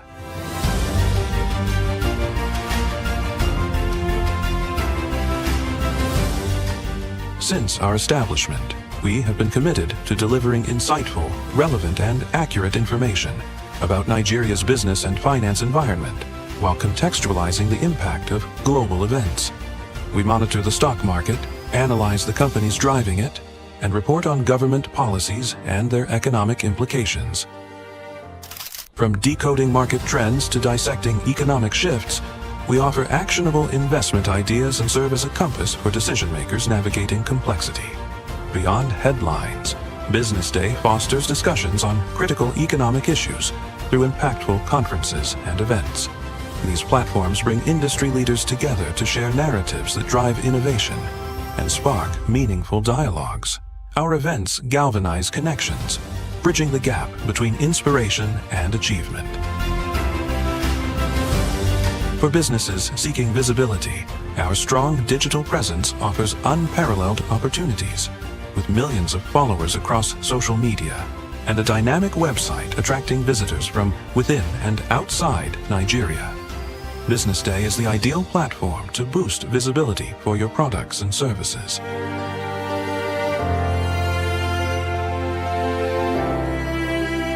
If you're looking for in-depth analysis and expert opinions on Nigeria and Africa's business landscape, BusinessDay is your guide. For 25 years, BusinessDay has delivered credible journalism, intelligent analysis, and decision-shaping insights to Nigeria and Africa's business community. Introducing Africa's first AI-integrated website, enhanced with powerful new capabilities. At the heart of the new platform is the AI-enabled chatbot, built to help you navigate stories faster, ask questions, get summaries, and access deeper context instantly. Text-to-speech functionality, allowing you to listen to articles on the go. The Murtala Muhammad International Airport, Lagos, has recorded an 11.8% growth in air traffic. Whether you're commuting, driving, or multitasking, BusinessDay now moves with you. And with our new language translation feature, our journalism becomes even more accessible. You can select your preferred language, thereby expanding reach across diverse audiences in Nigeria, Africa, and beyond. This innovation reinforces our commitment to being not just a news platform, but also a smart, accessible, and future-ready business intelligence hub. As we celebrate 25 years of impact, we step confidently into the future, powered by technology, driven by credibility, and focused on you. Visit the new BusinessDay website today and experience the future of news.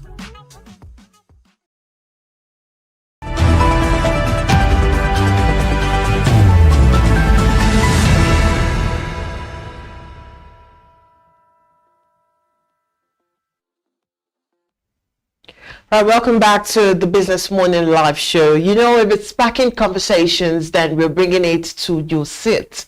Welcome to the social listening segment, where we'll bring you the stories, debates, and moments generating conversation across social media. I am Deborah Eze. And now let's get into what is making waves online. For the first conversation this morning, Oyo State Governor Seyi Makinde has called on the United Nations and international human rights organizations to conduct an independent investigation into the abduction of school children and teachers in Orire local government area on May 15th. The governor made the call on Monday while receiving the rescued victims at his office in Ibadan. Makinde described the circumstances surrounding the abduction as sufficiently grave and unusual to warrant scrutiny beyond domestic institutions. Now let's see some of the reactions on social media, and if there's a video, let's take a look at the video. The circumstances surrounding this incident are sufficiently grave and unusual to warrant independent scrutiny beyond our domestic institutions. I therefore with a full sense of responsibility as the Executive Governor of Oyo State, call on the appropriate international human rights and accountability mechanisms, including those within the United Nations system, to closely examine the facts surrounding this abduction and the circumstances of its resolution. Such scrutiny is not intended to undermine our institutions. Rather, it is intended to reinforce public confidence that the truth will be established and that every person found to bear responsibility, regardless of office, influence, or affiliation, will be held accountable. Under the Constitution of the Federal Republic of Nigeria, the primary responsibility for national security rests with the federal government and the security agencies under its command. The Nigerian people, therefore, deserve a full and transparent account of what happened, who was responsible, whether there were institutional failures, negligence, or collusion at any level, and what measures must now be taken to ensure that no community is ever subjected to such an ordeal again. Let's take a look at how netizens are reacting to that video and of course the story. Now the first reaction from Bob Locke. Bob Locke said the governor's call for an independent inquiry by the international community into the abduction in his state is the right way to go. However, this shows he suspects the abduction was political and that its intention was to create confusion. It is sad we're at this junction as a country where every facet of our society is broken. And of course, the next one from Melly Andy FX, and he said, every child deserves to learn in safety. A transparent investigation and swift action are needed to bring answers, justice, and protection for schools and communities. And also Decimal, he said, general move or great move by Governor Makinde calling in the UN and human rights bodies shows real commitment to accountability and preventing future tragedies like the Uriri abduction. Hoping this brings full justice for the affected families and strengthens school safety across Oyo State. The kids and teachers deserve peace of mind. And also Dipo said, as the state governor, you have the resources to conduct the investigation, stop being ineffective, and do the job you were elected to do. Seyi Makinde has really dropped the ball, and yet he wants to be president. President, my foot. Well, when a case involving school children attracts call from the international, attract international attention, it tells you how we have failed as a country. Every child deserves to go to school with just one assignment, one intention, which is to learn and not to ever have to worry about their safety. A child just needs to go to school, learn. The only thing they should worry about is how much the book is, the books that they're actually reading is affecting or having an effect in their life. But at the same time, many Nigerians is asking a simple question from all the reactions that, I've gathered. And simply means, can we get to a point where incidents like this don't need global attention before they receive the urgency that they deserve? Parents should be concerned about, their children's grades, how well their children are doing in school, and not worry about ransom money or one rescue operation, or go through the heartache of their children going missing or their children in the hands of kidnappers. Well, hopefully whatever investigation takes place, I'm sure it's going to bring about clarity, accountability, and most importantly better protection for children going forward. Because at the end of the day, one of the reactions actually stated that school should be a place of learning. And I agree with that. It shouldn't be a sport where kidnappers think that they can just pick up their next victim. In my opinion, this is actually a great move for Seyi Makinde, that's the governor of Oyo State, to reach out for international help. It simply means all the help that he has cannot, get to the root of the investigation. Yes, I totally applaud and agree that, the UN actually comes and also investigates the Oyo Orire school children abduction. On the second conversation today, billionaire Femi Otedola has announced that he's releasing a second book titled Making It Bigger. The author of Making It Big revealed this via his X handle on Monday. He explained that he had dedicated his morning to writing the book in Geneva before taking a cycling ride in the afternoon. Now, the announcement comes shortly after the release of Otedola's memoir, Making It Big, which chronicles his entrepreneurial journey, business setbacks, and rise to becoming one of Africa's leading investors. But let's see how netizens are reacting on social media. Of course, the first reaction from All X said, he's still writing, that's a billionaire. Success is never a destination. It's indeed a journey. As much as you're winning in your individual pursuits, keep at it, never stop hustling. In other words, Otedola is still hustling. Okay, we have sympathy, and he or she said, we need something that can generate revenue and benefit both poor and rich. You can keep the book, sir. This isn't needed now. Average people in Nigeria can barely afford 3 square meals a day. Please bring something that would help the youth, not this.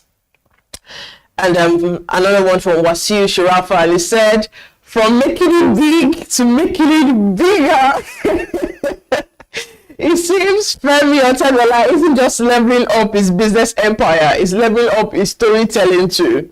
And Tessa Obiana said, he could just write a biography because most Nigerians can't relate to this particular how to get rich story. Besides, times are different from even 3 years ago, not to talk more of 20 to 30 years ago.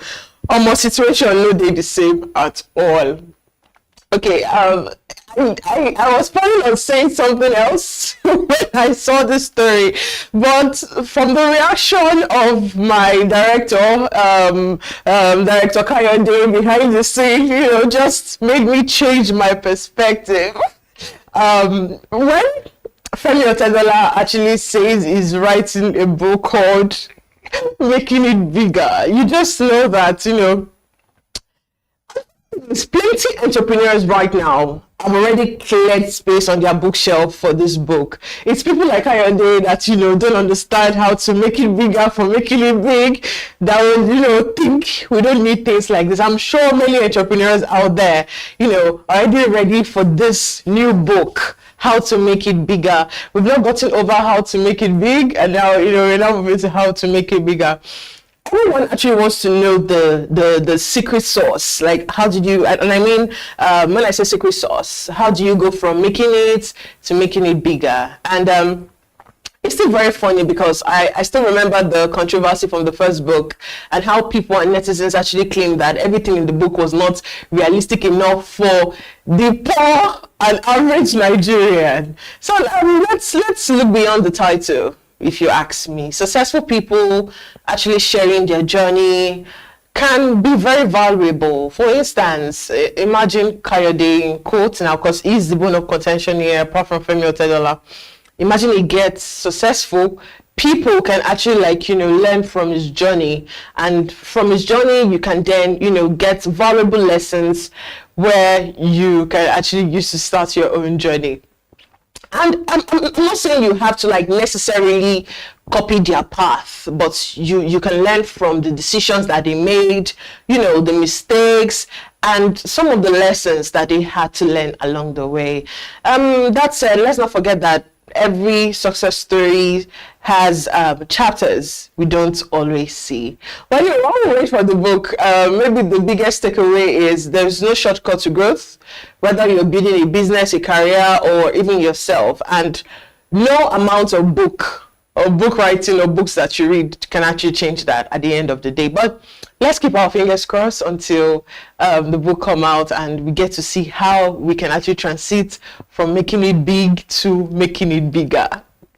All right, let's move to our final conversation today. And the President Bola Tinubu, has directed the National Identity Management Commission to enroll every Nigerian in the National Identity Database before the end of 2026. The Commission's Director General and Chief Executive Officer, Abisoye Koka Odushote, says. Now, speaking on Channels Television, Koka Odushote said the directive is part of the federal government's plan to build a comprehensive national identity system to support governance, planning, and service delivery. The NIMC DG disclosed that the Commission is collaborating with partners under the World Bank supported identification for development projects to accelerate enrollment nationwide, with private sector front-end partners already enlisted to register citizens on the Commission's behalf. Now, the exercise, she noted, would also help determine Nigeria's actual population, currently estimated at between 200 million and 250 million. But let's see how netizens are reacting to this. Now, the first reaction from Mohammed Abdullahi, and he said, a comprehensive national identity database is an important step towards better planning, security, and efficient service delivery. Well done, President Tinubu. All right, the Lady G said, a complete national identity database can improve planning and public services, but success shouldn't be measured only by numbers. The process also needs to be accessible, it needs to be secured and respectful of people's privacy, so no one is left behind while trying to meet the deadline. And Okori Ebenezer said, registering every Nigerian is important, but data protection must receive equal attention. Citizens need confidence that their personal information will be secure and used only for lawful purposes. Trust is just as important as coverage. And finally, Dr. J said, after Kwankwaso called out your APC government on population census, you guys are now sitting up. This buttresses why opposition is important. It keeps the ruling party on its toes. Well, in as much as I acknowledge that this is a great move, anyone who actually have their NIN, you would, understand that there's a struggle when you're actually trying to register your national identification number. You're probably reading this, you're watching us right now with one eyebrow raised. A deadline is great at the end of the day, but many Nigerians will be wondering if the process will also become faster too. And that's one of the issues that we have during this NIN registration process. The idea of, like I mentioned, the idea of having every Nigerian enrolled makes perfect sense. That's the right thing to do. And a strong identity system can actually make banking, healthcare, even travel and access to government services much easier. And given the fact that I always say here that Nigeria has a data problem, that is one of our big problems. Now, having this will actually make, bookkeeping and data keeping very, very efficient, and the banking system, the healthcare system, would have everything intact. But here's the catch: it's not just about registering millions of people, it's about making the experience less stressful, and that is what discourages a lot of people. And when I say less stressful, I'm sure we've all seen the long queues when it comes to having to register, the network issues, and one very common thing, and that is come back tomorrow. Their come back tomorrow is never ending. And all this I mentioned have become really part of the NIN story for many people. I'm very sure if we actually ask many Nigerians, these are the same thing that they would say. So to the government, please, if we are enrolling people, let's make sure that everyone doesn't have to spend all day in line to do it, or all month away, because you're dealing with network issues, you're dealing with, come back tomorrow issues, and you're also dealing with long queue issues. But this is actually like a good development. I think this is something that should have been done if it's not for the fact that Nigeria has a data, collation problem. And of course, that's a wrap on the conversations making the waves across social media in Nigeria. Thank you for watching Social Listening. I am Deborah Eze, and thank you so much for sticking around with us from 8 a.m. up until now through the morning news, the newspaper review segment, our topic of conversations, and now to Social Listening. This is where we draw the curtain until we'll come your way tomorrow, same time. Do have yourself a beautiful morning.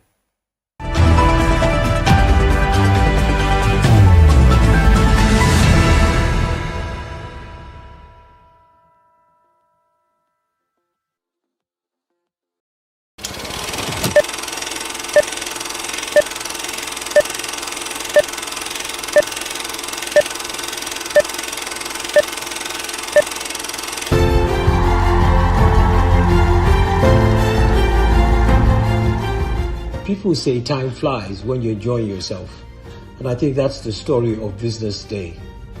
25 years ago, Frank set out to build something Nigeria did not yet have in full measure. A newspaper that's dedicated entirely to the seriousness of business, economics, policy, and all those things that drive society. It's all the dimensions that you can imagine. And that was not a small ambition, and it meant betting that Nigeria wanted depth over noise, which I think we do, certainly business people, analysis over sensation, and credibility over convenience. A quarter of a century later, that bet has paid off many, many times over. I think it's fair to say Business Day has become required reading for boardrooms, policymakers, investors, and anyone serious about understanding where the Nigerian economy is headed at any point in time. And what strikes me most, sitting in a privileged position as a member of the editorial board, is the consistency of the paper's character. Business Day has never chased the easy headline, and we debate this. It has stayed true to its founding instinct, that is, good journalism in the business and economic space, realizing that that economic space must be rigorously interviewed. It must be independent and unafraid to hold power and capital accountable in equal measure without fear or favor. Now, that is a difficult balance to strike in any media environment, and even a lot harder to sustain for 25 years in the Nigeria of today. So I think that consistency is in large part a reflection of Frank himself. His discipline, his insistence on standards, and his quiet but firm belief that institutions outlast individuals when they're built properly. And certainly he's built an institution. And Frank didn't simply start a newspaper. I think he's built an institution with that paper, and one that has culture and a value system that has endured leadership transitions, economic cycles, and the disruption of the entire industry by the digital media, which in itself Frank has embraced. So I think we are celebrating his anniversary. We celebrate Frank, we celebrate Business Day, and not just 25 years of publishing, but 25 years of integrity in a profession that badly needs it in this country. So I think, Frank, it's fair to say congratulations to you and your team. We're extremely proud of you. Like I said, I feel extremely privileged to be part of the editorial board with all the debates and discussions and the many MBA sessions we have when we do meet.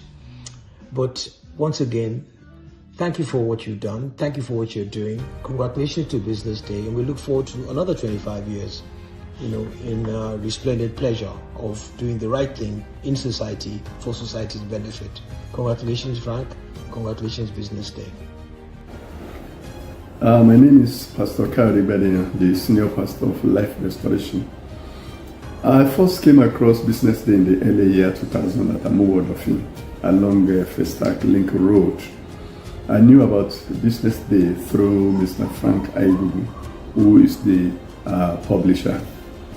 Actually, Business Day became a voice in Nigeria through the provision of reliable business and financial information across Nigeria and some African countries. This is so because Business Day was established on a solid foundation which has helped the organization to stand immovable and well-rooted till today. Like many other media companies in Nigeria, BusinessDay went through some challenging moments at the early stage, but in all of it, God Almighty helped BusinessDay to sail through and became victorious and also so strong as we see today. And as a result, we can also, rejoice and sing songs of praise to the living God. And we know this is all the glory still have to go to God for sustaining BusinessDay. I also remember that I used to share, the word of God with prayer. With prayers together with all the members of staff of BusinessDay in those days, and through which I believe so strongly that this must have contributed one way or the other to the strong faith and the power of God, especially the ability of God to sustain BusinessDay. Until today, God Almighty has been so faithful. Praise the Lord.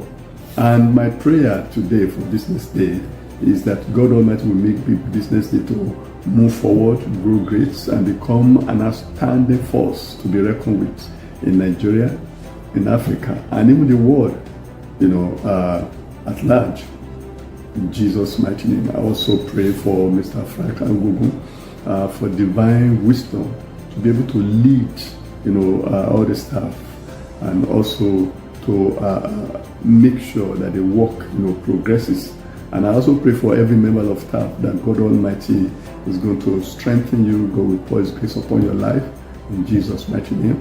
And all your labor will never be in vain in Jesus' mighty name. And I pray that God Almighty will abundantly bless every one of you that are working in BusinessDay today, beginning from Mr. Frank Aigugu down the line. And I pray that God Almighty will make all you've done to be highly rewarded in Jesus' mighty name. I pray once again that God Almighty will enlarge BusinessDay and will make it a voice to be reckoned with in Nigeria, in Africa, and also the entire world. In Jesus' mighty name, amen. Wow, 25 years, BusinessDay. For any business, first of all, to have succeeded in Nigeria for 25 years, I bow my hat. Kudos to you. BusinessDay. I think when you're talking about professional journalism, you're thinking BusinessDay. When you're talking quality of content, you're talking BusinessDay. When you're talking quality of pictures, you're talking BusinessDay. When you're talking about editors that know their onions inside out, you're talking BusinessDay. When you're talking of a publisher who ensures the company has continued to go on and change throughout the season to keep revamping itself, we're talking Mr. Frank.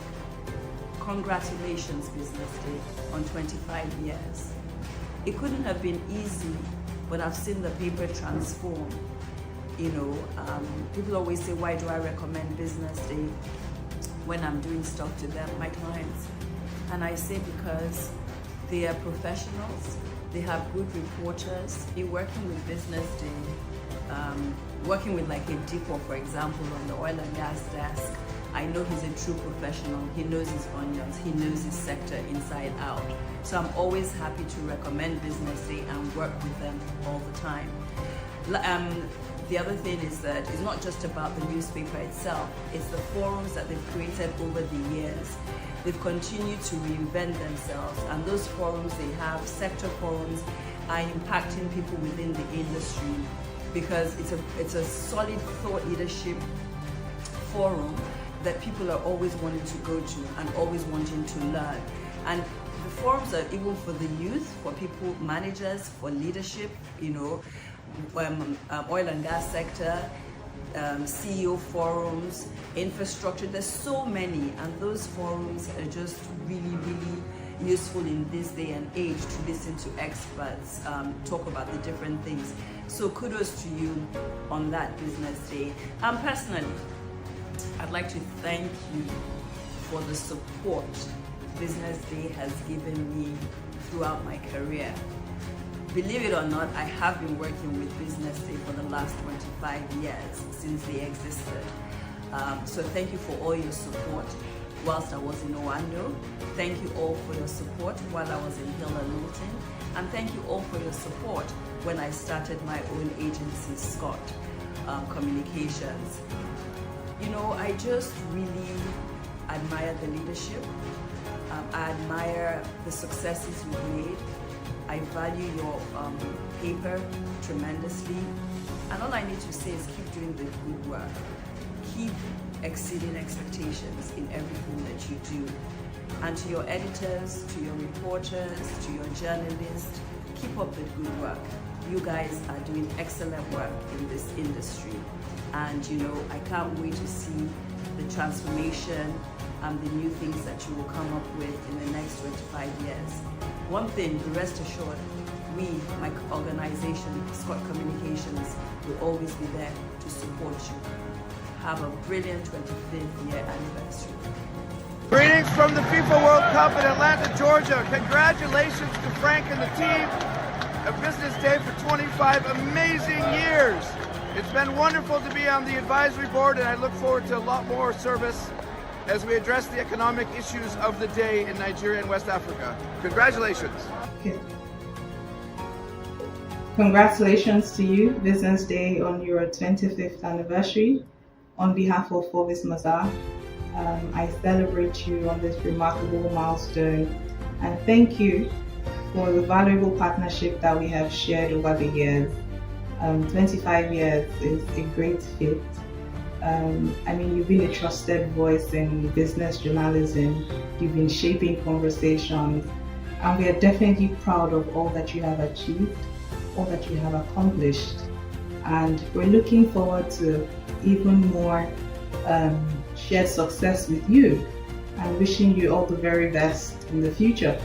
And cheers to BusinessDay. Yeah, this is an ample opportunity to congratulate Frank on what he has done using BusinessDay Nigeria. BusinessDay Nigeria has become a veritable tool for younger generation to know what happens in Nigerian business world. Remembering those days when BusinessDay dedicated a production for students in campuses in Nigeria. These are opportunities that made students to learn about business world, business vacancies, business publications, and especially what happens in the Nigerian stock market. Frank has done marvelously in projecting BusinessDay Nigeria for the younger generation to know more about businesses and opportunities in Nigerian business landscape. Congratulations as you mark anniversary. Thank you. Congratulations. Congratulations, BusinessDay. You're 25 years old. Well, when a publication turns 25 and represents integrity, professionalism, the way you have done, then we have no choice but to be proud to be associated with you. BusinessDay, to me, represents the best in print journalism. And honestly, I wish you many more years beyond 75, 125, and all of that of meritorious print journalism. Congratulations. My name is Ade Brahim. I happen to be the Group Managing Director of Afamungam Bank. On behalf of my Chairman, Board of Director, Management, staff of Afamungam Bank, I want to congratulate the publisher, Mr. Frank Aibogu, on the 25th anniversary of BusinessDay. BusinessDay have done tremendously well, and I want to thank them for supporting Afamungam Group even from the days of the capital till today. We want to say thank you, and on behalf of all of us once again, we celebrate you and wish you best of luck in another phase of this organization. God bless you and happy celebration. Thank you. I want to use this opportunity to wish the Business Day family, the Business Day community, a happy birthday at your 25th anniversary. We're very happy. We're glad for what you've done. Thank you for being a wonderful phenomenon in the business space. The insights are wonderful. I want to wish you the best success in the coming years and all the things you've been doing. Don't stop there. Keep blowing up our minds. Keep doing new stuffs. And we're proud of you. We're glad to be associated with you. Thank you. Hello, my name is Ademuyiwa Adebola Taufik, the CEO of Inspire Group. This is me wishing Business Day Nigeria a happy 25th anniversary, the #1 business reporting platform in Nigeria. I wish you greater years and successful years ahead. Thank you. When I think about what Business Day has meant, not just to the business community in Nigeria, but to that in West Africa as well, and how well Business Day has told their economic story, you realize that 25 years feels like a long time, but also not such a long time. I've been reading Business Day now, pretty much from the beginning, back to when it was still a weekly. And for nearly a decade now, I've also had the privilege of sitting on the editorial advisory board of the newspaper. And it has given me a front row seat, one that enables me to see just how much care and rigor has gone into the preparation of every single edition. And what I've always admired about Business Day is the commitment to being extraordinary, to never settling for being just another paper. And at a time like this, when you set out to do certain things, Business Day has been able to do with depth, with integrity, with independence, to bring this to business journalism in a market that has badly needed these qualities. It's really a tremendous and fantastic achievement. That commitment to getting the story right, even when it makes the story so much harder to tell, is one that is rare, and it is what has earned Business Day the trust and the respect that it has in the market today. At a time like this, it would be really remiss not to mention Dick Kramer and what he brought, our first editorial advisory board chairman, what he brought to Business Day. Sadly, he's no longer with us, but he brought a rigor and an integrity to sittings of the board, to the discussions of the board, to the intensity with which we sat and we had engagements that has set the tone for everything that we have done ever since, and the way in which we work on the editorial advisory board. Thankfully, that has continued under the leadership of Uncle Imo, Dr. Imo Ishweli. But Dick's fingerprints are still very much on the standard that he set, that he built, to which we still hold ourselves committed to upholding. So we must always remember him with love and with real gratitude. And then, of course, there's Frank Agbogun, whom I've known since I joined the board, maybe even before I joined the board, nearly 10 years ago. What strikes me most is his consistency. The same vision, the same tenacity, the same commitment to excellence, which he had 25 years ago, and he still has even till today. Building something that is this durable, as Business Day has now become in a media landscape that is this unstable, it takes real guts, real tenacity, real conviction, and Frank has it in spades. So much so till now. So to Frank, to the memory of Dick Kramer, to the people at Business Day who have stayed and made it what it is, I raise a toast to them all. Thank you for the vision. Thank you for carrying the vision forward. I say congratulations, and of course, here is to the next 25 years. Business Day, 25 years of shaping impactful decisions.